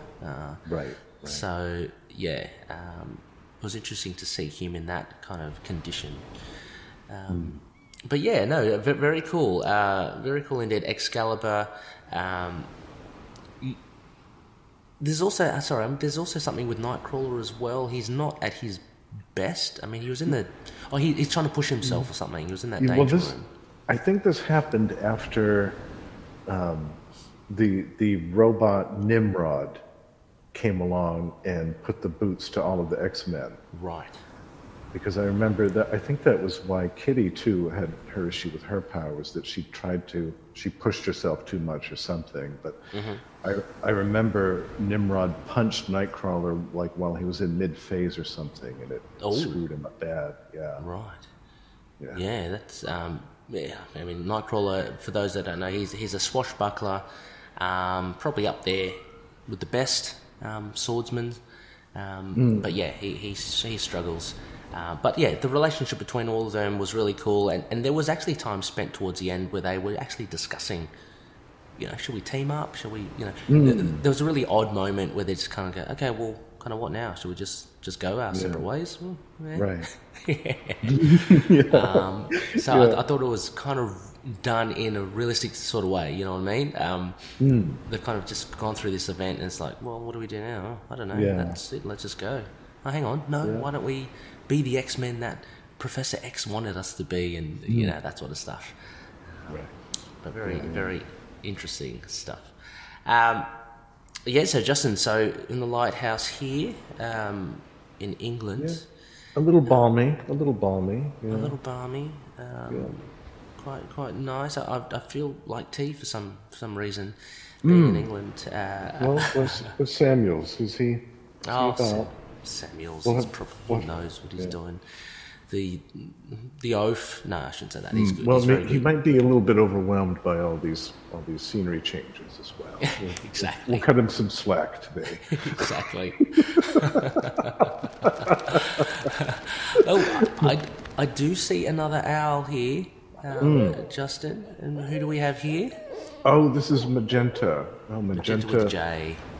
Magenta with a J, and this is an extra bright glow coming from the snowy owl. So, oh gosh, I thought it was just the lighthouse, but you're right. It's her. She's positively beaming.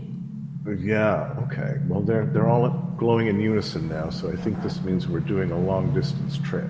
Oh, okay. It might take a little bit longer than usual. So, listeners, we're going to take a quick short break as well, and we're going to wrap this up with the final top two books from Justin The Owl Osgood. Catch you soon.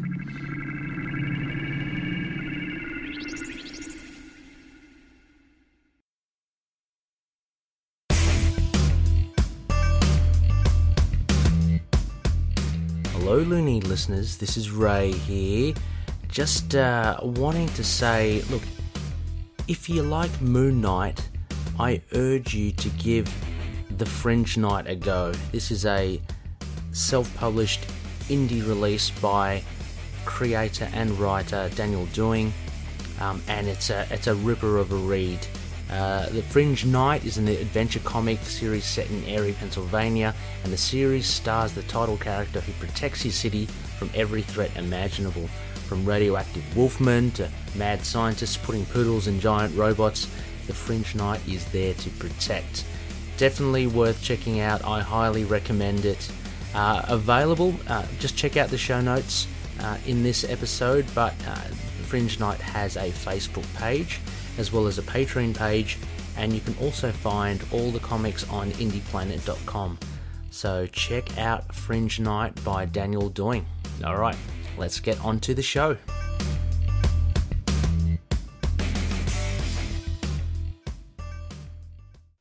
Hi, this is Declan Shalvey, former artist of Moon Knight, and you're listening to Into the Night, the Moon Knight podcast.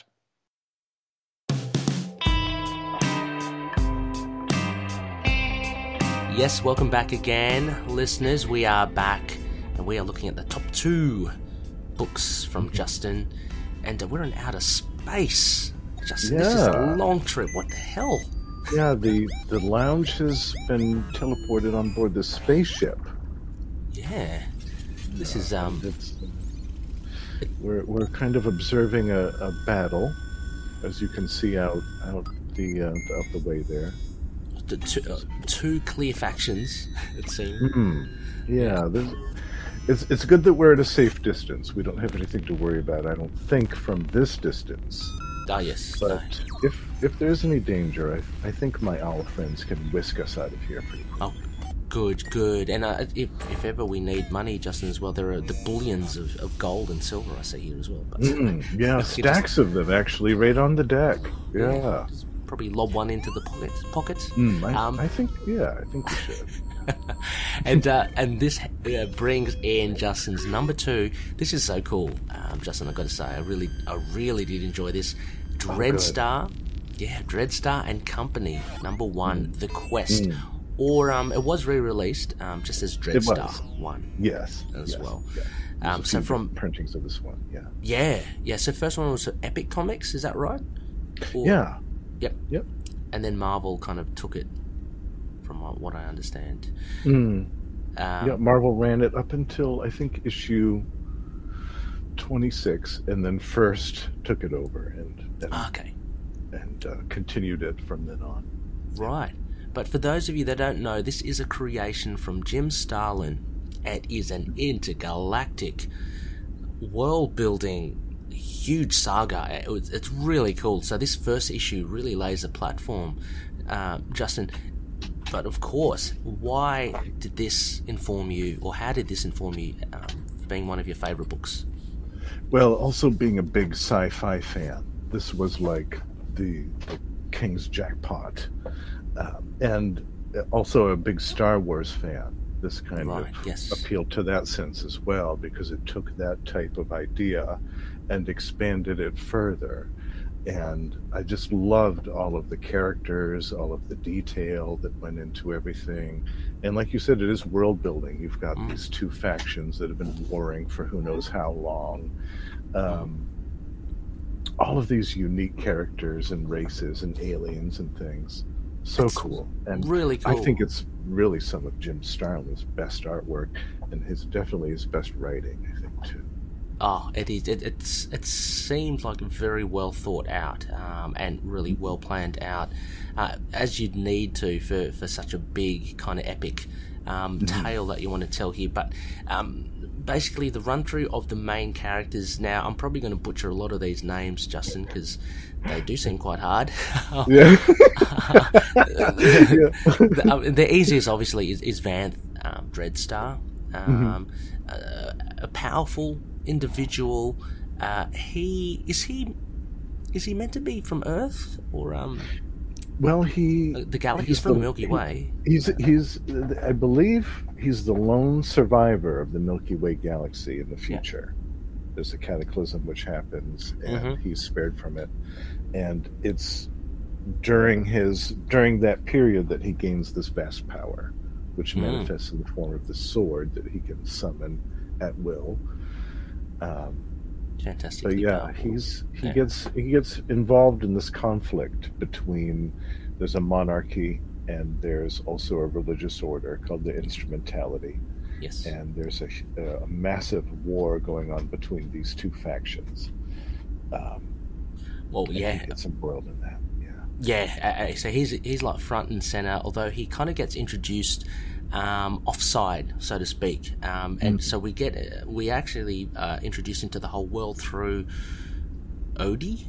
Is that? Yeah, Odie. Yeah. Odie. Okay. Yeah. O-E-D-I. I'm not sure. Yeah. Very cool. I love this idea. It reminded me immediately, Justin, of Red Dwarf cat. Yes, the cat. Yeah, definitely. Yeah.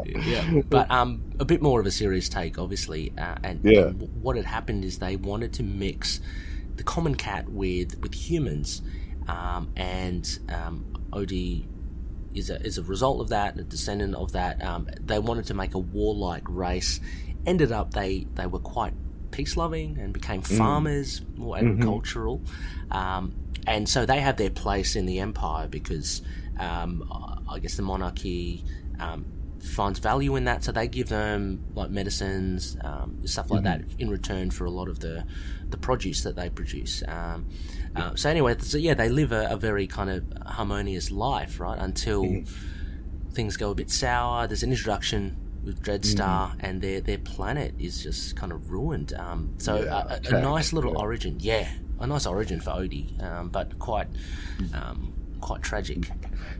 Yeah, pretty grim stuff in that. Yeah, and beautifully rendered with the artwork, with the use of shadow and stuff in the flashbacks. Yeah, so moody and great. Yeah, I mean, even Dreadstar forms a relationship with one of the locals, but she perishes, and there only ends up 3 of them, and so we kind of get another introduction to. Now, is it? I always thought in my head it was Ziggy, but it's like Sizigi? I always pronounced it Sizigi. Sizigi. But I might be wrong about that. Sizigi. I might be wrong. I could have been pronouncing that wrong all these years, but I think that's how I've been saying. We'll just need to ask Jim Stalin. Right? Yeah. Well, yeah. Actually, yeah. That's a great idea. Yeah.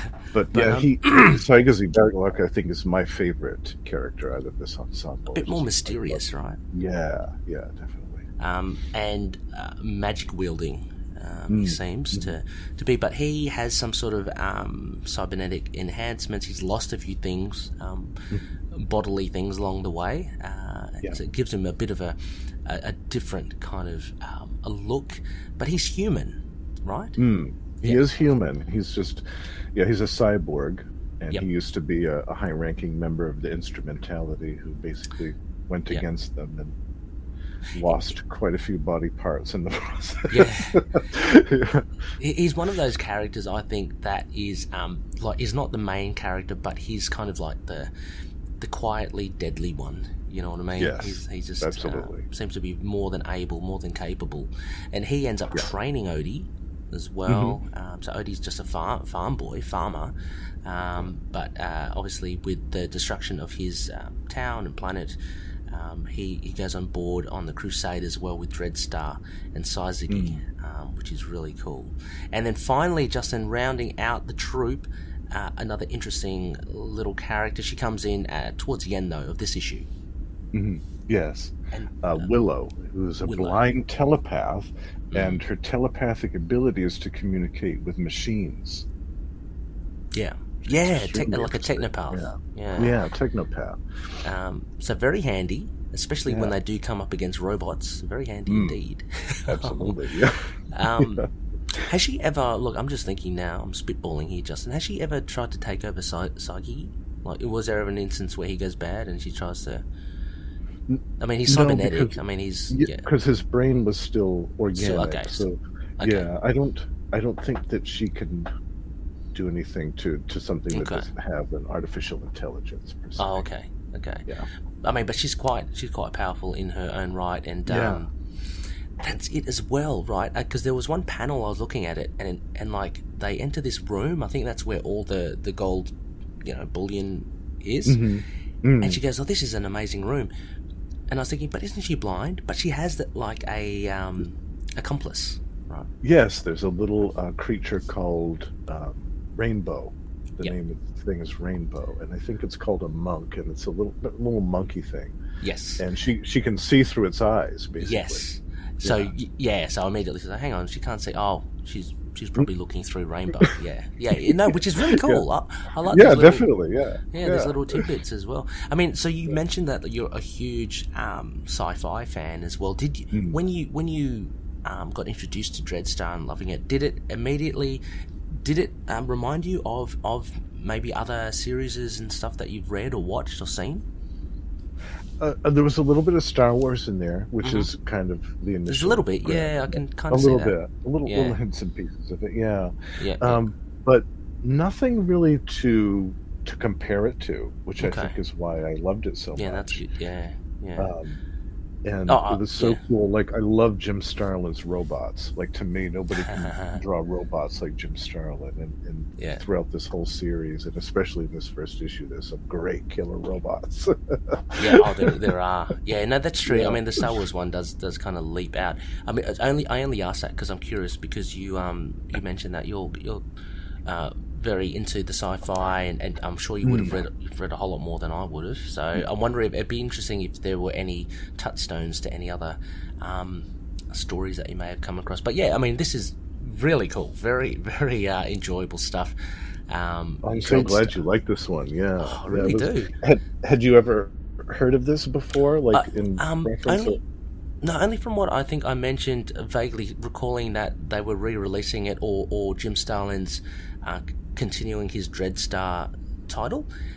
So this, I read this after Endgame and stuff, and it's like, Jim Star's like either resurrecting or doing Dreadstar. It's like, I've never heard of that. It's like, he's got a sci-fi kind of thing happening, and having read a lot of Jim Starlin in Marvel, I know he's very good with his sci-fi. So I'd always just heard of it. I'd never actually delved into it, but it's so accessible. Like with this issue, to get drawn into the world, it's really good. Yeah, I was hooked right away, and I collected this actually for a few years after that. And there was also an issue too that almost made the cut. It was one that came up a few issues later, and I won't give a whole lot away, but basically one of the villains goes to the extreme and nukes an entire city to try to kill Dreadstar. Oh wow! And afterwards, you see the aftermath of the nuclear explosion, and you see some of these people that had just been vaporized. And then you see also people that were wandering around who had been exposed to the fallout, to the radiation. And it was such grim, kind of gruesome stuff, but Jim Starlin made it look so cool, and just I never forgot some of those images. They were just were they mutated or deformed? Well, just basically they were dead and they didn't realize it. They were only hours away from succumbing to fallout. Bleak. Yeah, very bleak stuff, and heavy stuff for someone who was, I think I was probably 7 or 8 at the time. Oh gosh, Jesus, what's going on? But like I said, I've always been obsessed with death and destruction and mayhem. Yeah, jeez. Wow. No, but oh my gosh, definitely worth checking out, listeners. Dreadstar. I mean, I'm not just saying that because it's your top 4. It was really, really fun, and the artwork. Yeah, I mean, it holds up really well. I think it's some of his best, and some of his best writing too. I was lucky enough to read Silver Surfer in the 90s when Jim Starlin was writing it, and so happy when he brought Thanos back. That whole story was so good. But I loved his writing here in Dreadstar. I feel like I feel like in a lot of ways this is kind of his favorite project, and I feel like a lot of his kind of the things that he really wanted to do, he had full carte blanche to do with this series, and it definitely comes through, and I love that. Yeah, I mean, that's my impression as well. Like, I've got no real backing to say that too, but like, I think because it's his creation, he's probably not hindered by the big publishers, so he can just do what he wants, and they're fully his property. So definitely worth checking out. I might have to. Well, let's just say I did acquire some of them digitally, so I'll just keep on reading. You'll have to let me know what you think of the rest. Yeah, absolutely. Maybe I'm just thinking out loud here. Sorry, loony listeners, but maybe if we ever do another bonus episode, Justin, because bonus episodes could be anything. Maybe we can just do That's true. doing it like a review. I don't know, down the track. Be good. Oh, that would be great. Yeah, I would love that. Yeah. Get your reactions on some issues. That would be fantastic. Yeah. Yeah. Now, finally, Justin, and I'm getting the nudge here from one of these other owls. Oh, the owls, I think, yeah, they don't... It looks like the space battle might be getting a little bit too close for their liking. The their robots eyes are glowing again, and robots are a bit scary. Yeah. I think they're ready for us to leave, and I think Samuels is tired of the zero gravity too. Samuel's floating around. He's not the best with it. Okay, it looks like we're going to be awash again with some sort of. Yeah, this one should be pleasant. This should be pleasant. Oh, good. Yeah.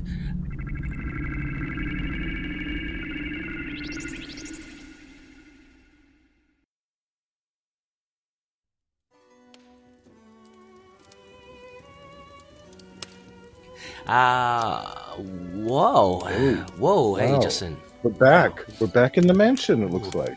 We're back in with the roaring fireplace, the bark in the background. Back where we started.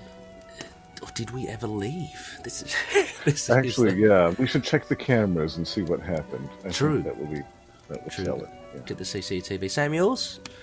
Yes, could you please check the CCTVs? We don't know exactly what happened. We're back where we are, but we feel like we've been around the world, up in space.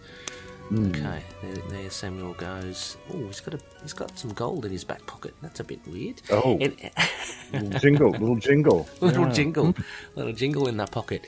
Anyway, Justin, we've returned back to Grand Mansion, and aptly so, because coming in at your number one pick on the Desert Island books, and I want to ask why this would be a good book on a desert island is ding Moon Knight. Thank you so much, Justin. That's great. Gold. Moon Knight Volume 2, Issue 1.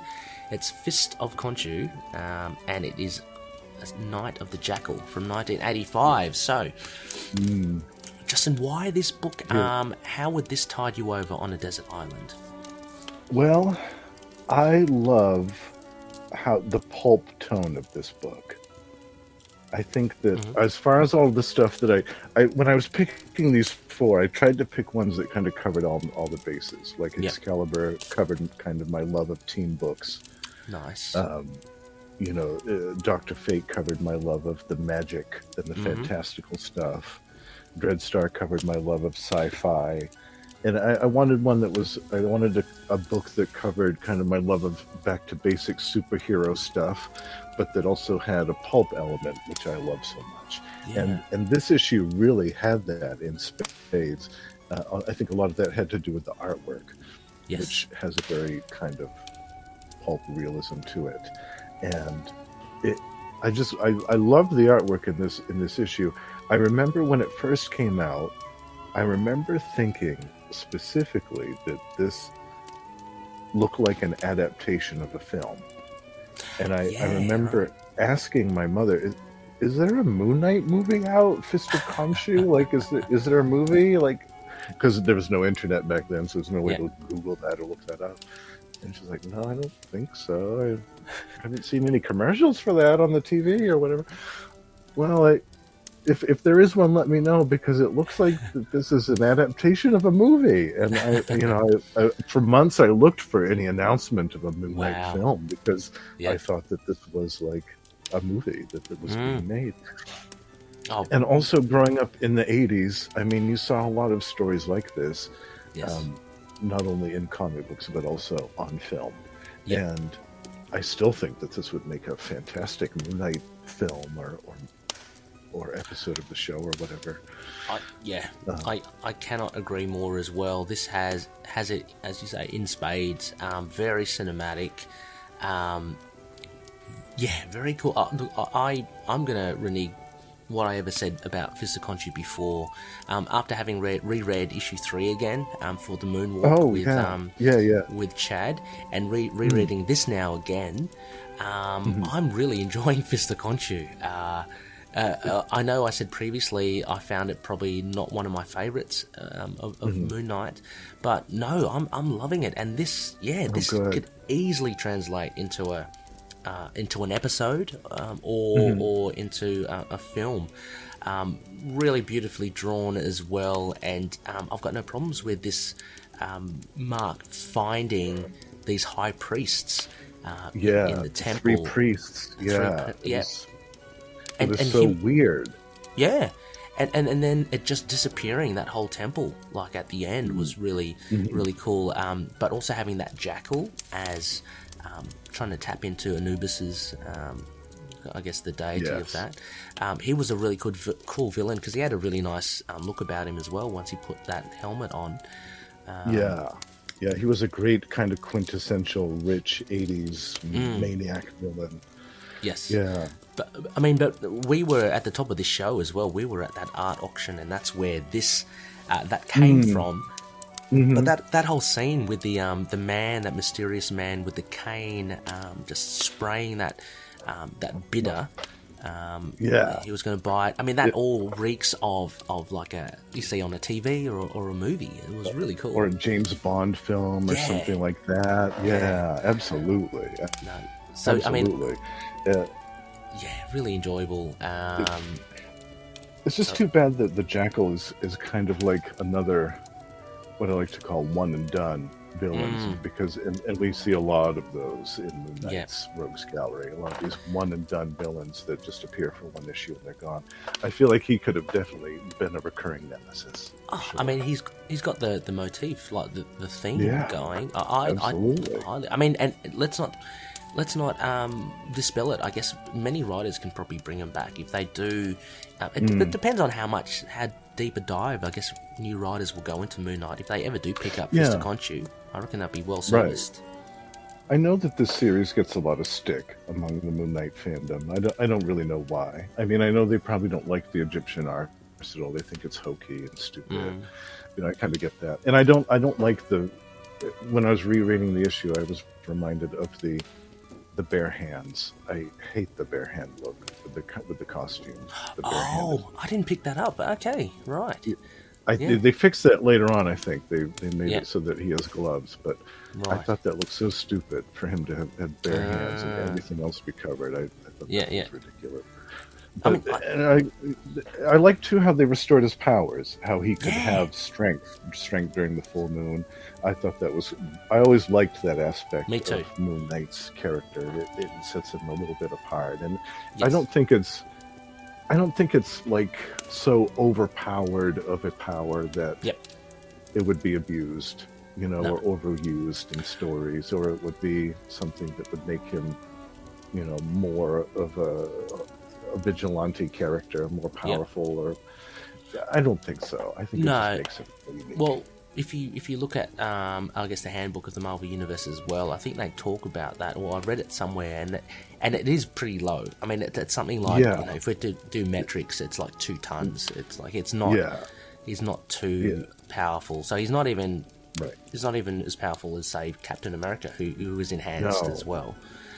Spider-Man. Yeah, Spider-Man's 10. Yeah. I think Captain America's like 5 or something. 5 something if we're looking like that. at So very, very minimal, but it's enough to kind of get him across the line, so to speak. So when he was wrapped in those mummy bandages, he managed to kind of bust out, which surprised Jackal. I like Jackal's laser eyes as well. I know, those were so great. Yeah, so cool. And his costume was cool too. I liked his costume was great. Yeah, layout of that. Can't fault it.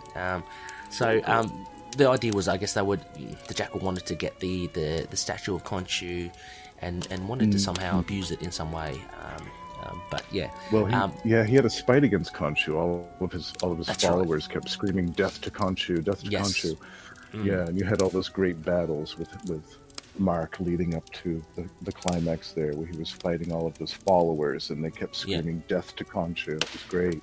Yeah, no, absolutely, and this first issue as well. It is a good. I think it's such a good introduction to Mark. It really is. I was a little bit confused in the beginning. I'll admit that.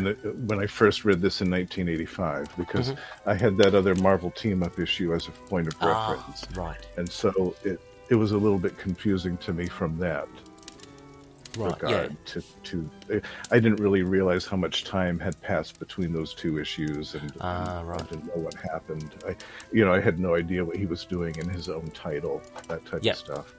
Oh yeah, it's very different. Like, he's a very different character from like the Marvel Team Up or any other appearance that he would have made around the time. But again, I mean, I don't know. I think a lot of people do like this run as well. I mean, I've heard some people not liking it, but there are people that do love it. Like, I know Noel as well. I think he really enjoys it. But even the I don't know if people have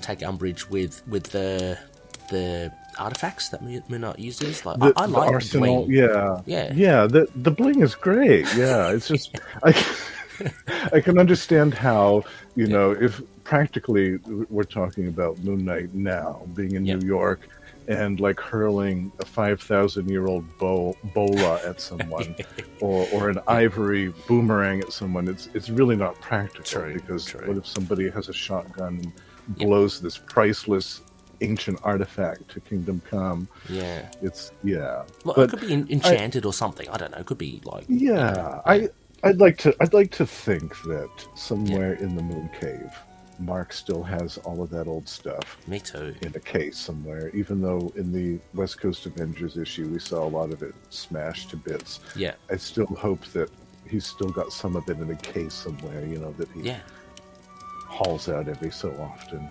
Yeah. I mean, and I have to say too about the artwork in this issue. I made a note about this in the notes. As a gay comic book fan, I have to say that this is, I think, probably the sexiest that Mark has ever looked. Even in 1985, before I had any idea about which way I was interested in, I remember just staring at that scene of him on the diving board, or staring at that panel of him in the bed when he had his shirt off. And, I'm thinking of that. I'm recalling the one in the bed. I remember just going, geez, he's ripped. He's ripped. And I mean, I fully believe that comic books are the reason why to this day I have an addiction to beautiful muscular men. Every day I have to see at least a few pictures of some beautiful muscular man. And I'm sure that probably goes back and dovetails in with my early days with seeing all these gorgeous men in comic books with their shirts off, with rippling muscles and things. I'm sure it's related. It's too much of a coincidence. Yeah, for sure. I remember the diving scene as well. Very cool. With the speedos. In the speedos. Oh God, I was just staring at that for hours. It seemed like, God, mesmerized. But I mean, also as well, I mean, just going back to the bling as well, what I liked, that little note of you only see it once briefly. It glows when lives are in trouble. The Ankh. It reminded me a little bit of the Black Knight's Ebony Blade, where that kind of signals things as well. So I like that, and then I just like the fact that he used the Ankh to just clobber people, like, because you see it kind of hanging around his neck. But then he actually, like in this issue, he just actually clobbers people with it. It's great. Yeah, right at the finale, he clocks Anubis right in the face with it. Yeah, it's great. Yeah, it breaks the lasers and the eyes and that sort of stuff. So shatters his mask. Yeah. And the other little point of difference, I guess his slightly point of difference is his mask. So you do see like the texture of his face under it, which I like it as well. I mean, I think it's pretty cool. Yeah, it's cool. It's different. Yeah, we don't really see that rendition as much. Yeah, that kind of artistic impression, which is cool. I like the classic look better. I mean, but yeah, man, I don't mind. I've got no problems with seeing that. The white kind of shadowed face as well. Yeah, it's cool. Really cool. It's very cool. Well, I mean, Justin, it's been an absolute pleasure chatting with you about these issues. It's been so cool to discover these, well, for me at least, to discover these, and maybe for yourself to revisit them and to have a chat about these issues. Oh yeah, it had been a few years since I read a couple of them, so I was loving it. Yeah, good to do the revisit. So no, a huge thank you.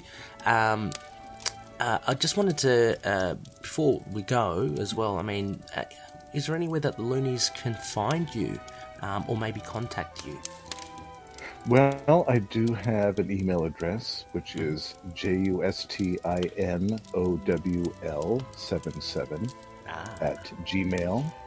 And anybody who wants to can drop me a line there to chat about comics or whatever, and we'll start a dialogue. I also wanted to make a little bit of an announcement because yourself and Russell from the Tomes of Evil podcast have been hugely inspirational to me in thinking about doing my own podcast. Oh, awesome. And I think towards the end of the year, it's obviously going to be after the move and after I get settled from that in my new office and all that stuff. But I've been waffling for a long time I've been wanting to do a comic book podcast, but I've been waffling about the topic and the format and everything. And I think I've settled on basically doing a monthly format where each month I talk about a different comic book title, and they'll all be ones that kind of like some of these are kind of like hidden gems or ones that maybe fell between the cracks, maybe some limited series or some short-lived series that people may not have heard about. Cool. Because as you know, in the 90s, there was that huge comic book boom.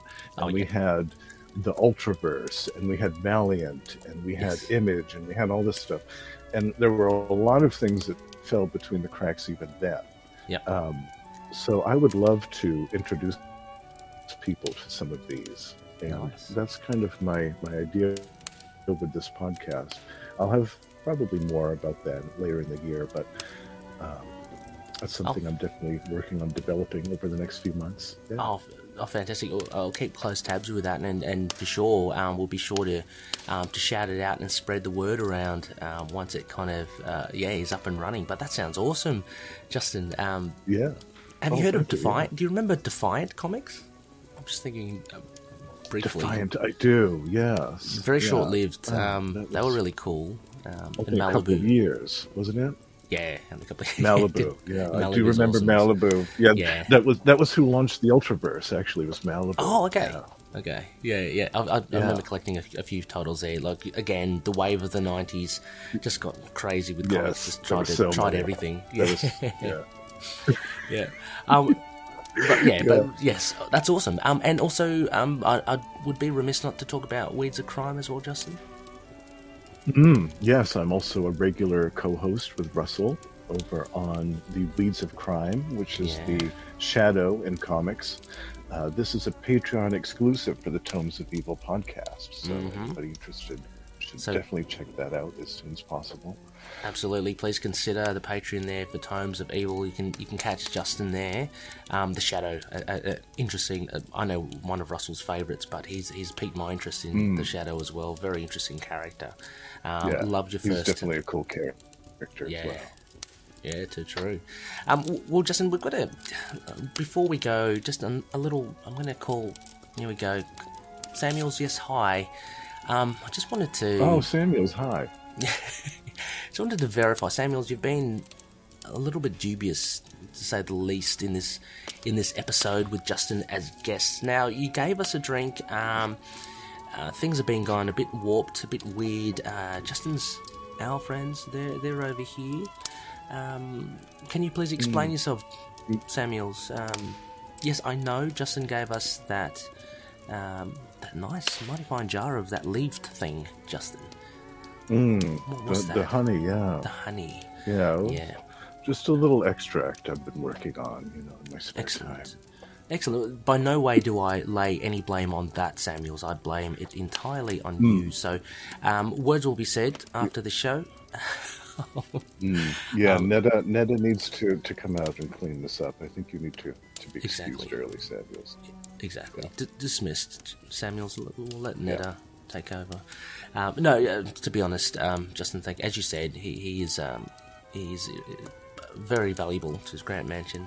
Just like to... Oh, definitely. He's probably just a little grumpy from all the travel, you know, and the zero gravity. Floating around. Probably upset his stomach, his equilibrium a little bit.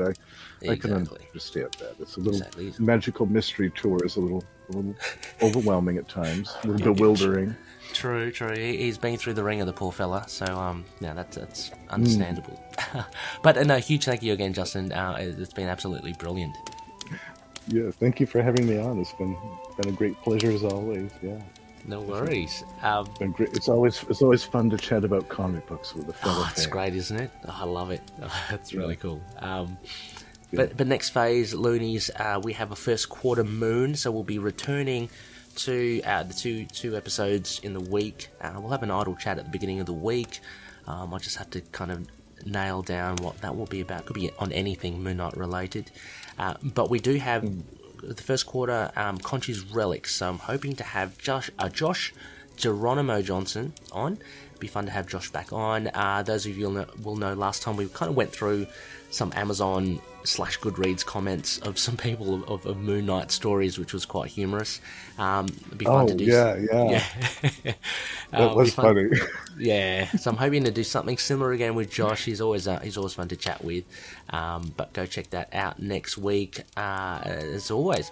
And finally, we're part of the collective, so please check out these great shows running at the moment. So you have the likes of I'm Your Target Demographic. Now, for those of you, I like to do this just in a little bit of a 6 degrees. Adam over there, he had the great fortune of interviewing Sebastian Stan. He wasn't able to. I don't know how cool is that. He interviewed Brie Larson earlier on as well. Oh my word. Yeah, he wasn't able to release it because it's for another show, I think, that he does. He wasn't able to release all of it, but you can see snippets of it if you go check out I Am Your Target Demographic. Really cool stuff there. Also as well, TV podcast industries. Justin, you talked about the Bad Batch. They are going through the Bad Batch at the moment on Disney Plus. Yeah, very cool guys over there. Derek, John and Chris. And I'll throw another one in there, Atalan Rising.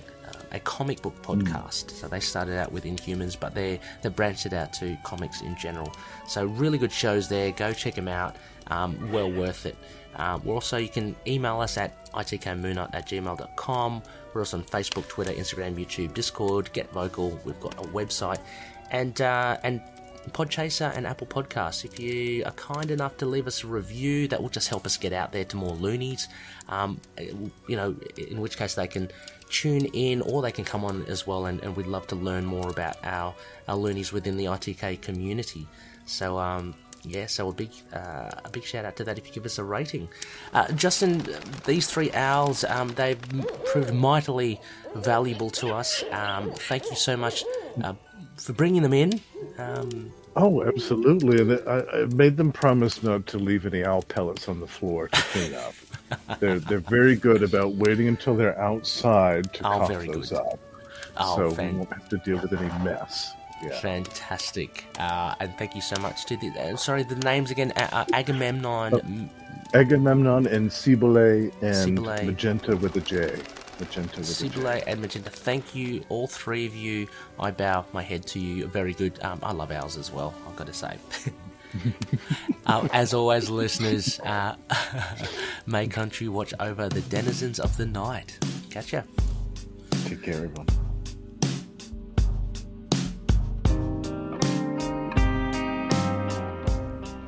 Moon Knight and affiliated characters, stories and events are properties of Marvel Characters Incorporated.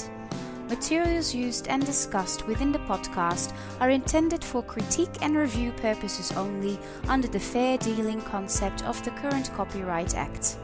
The views, information or opinions expressed during the podcast are solely those of the individuals involved and do not necessarily represent those of the copyright owners.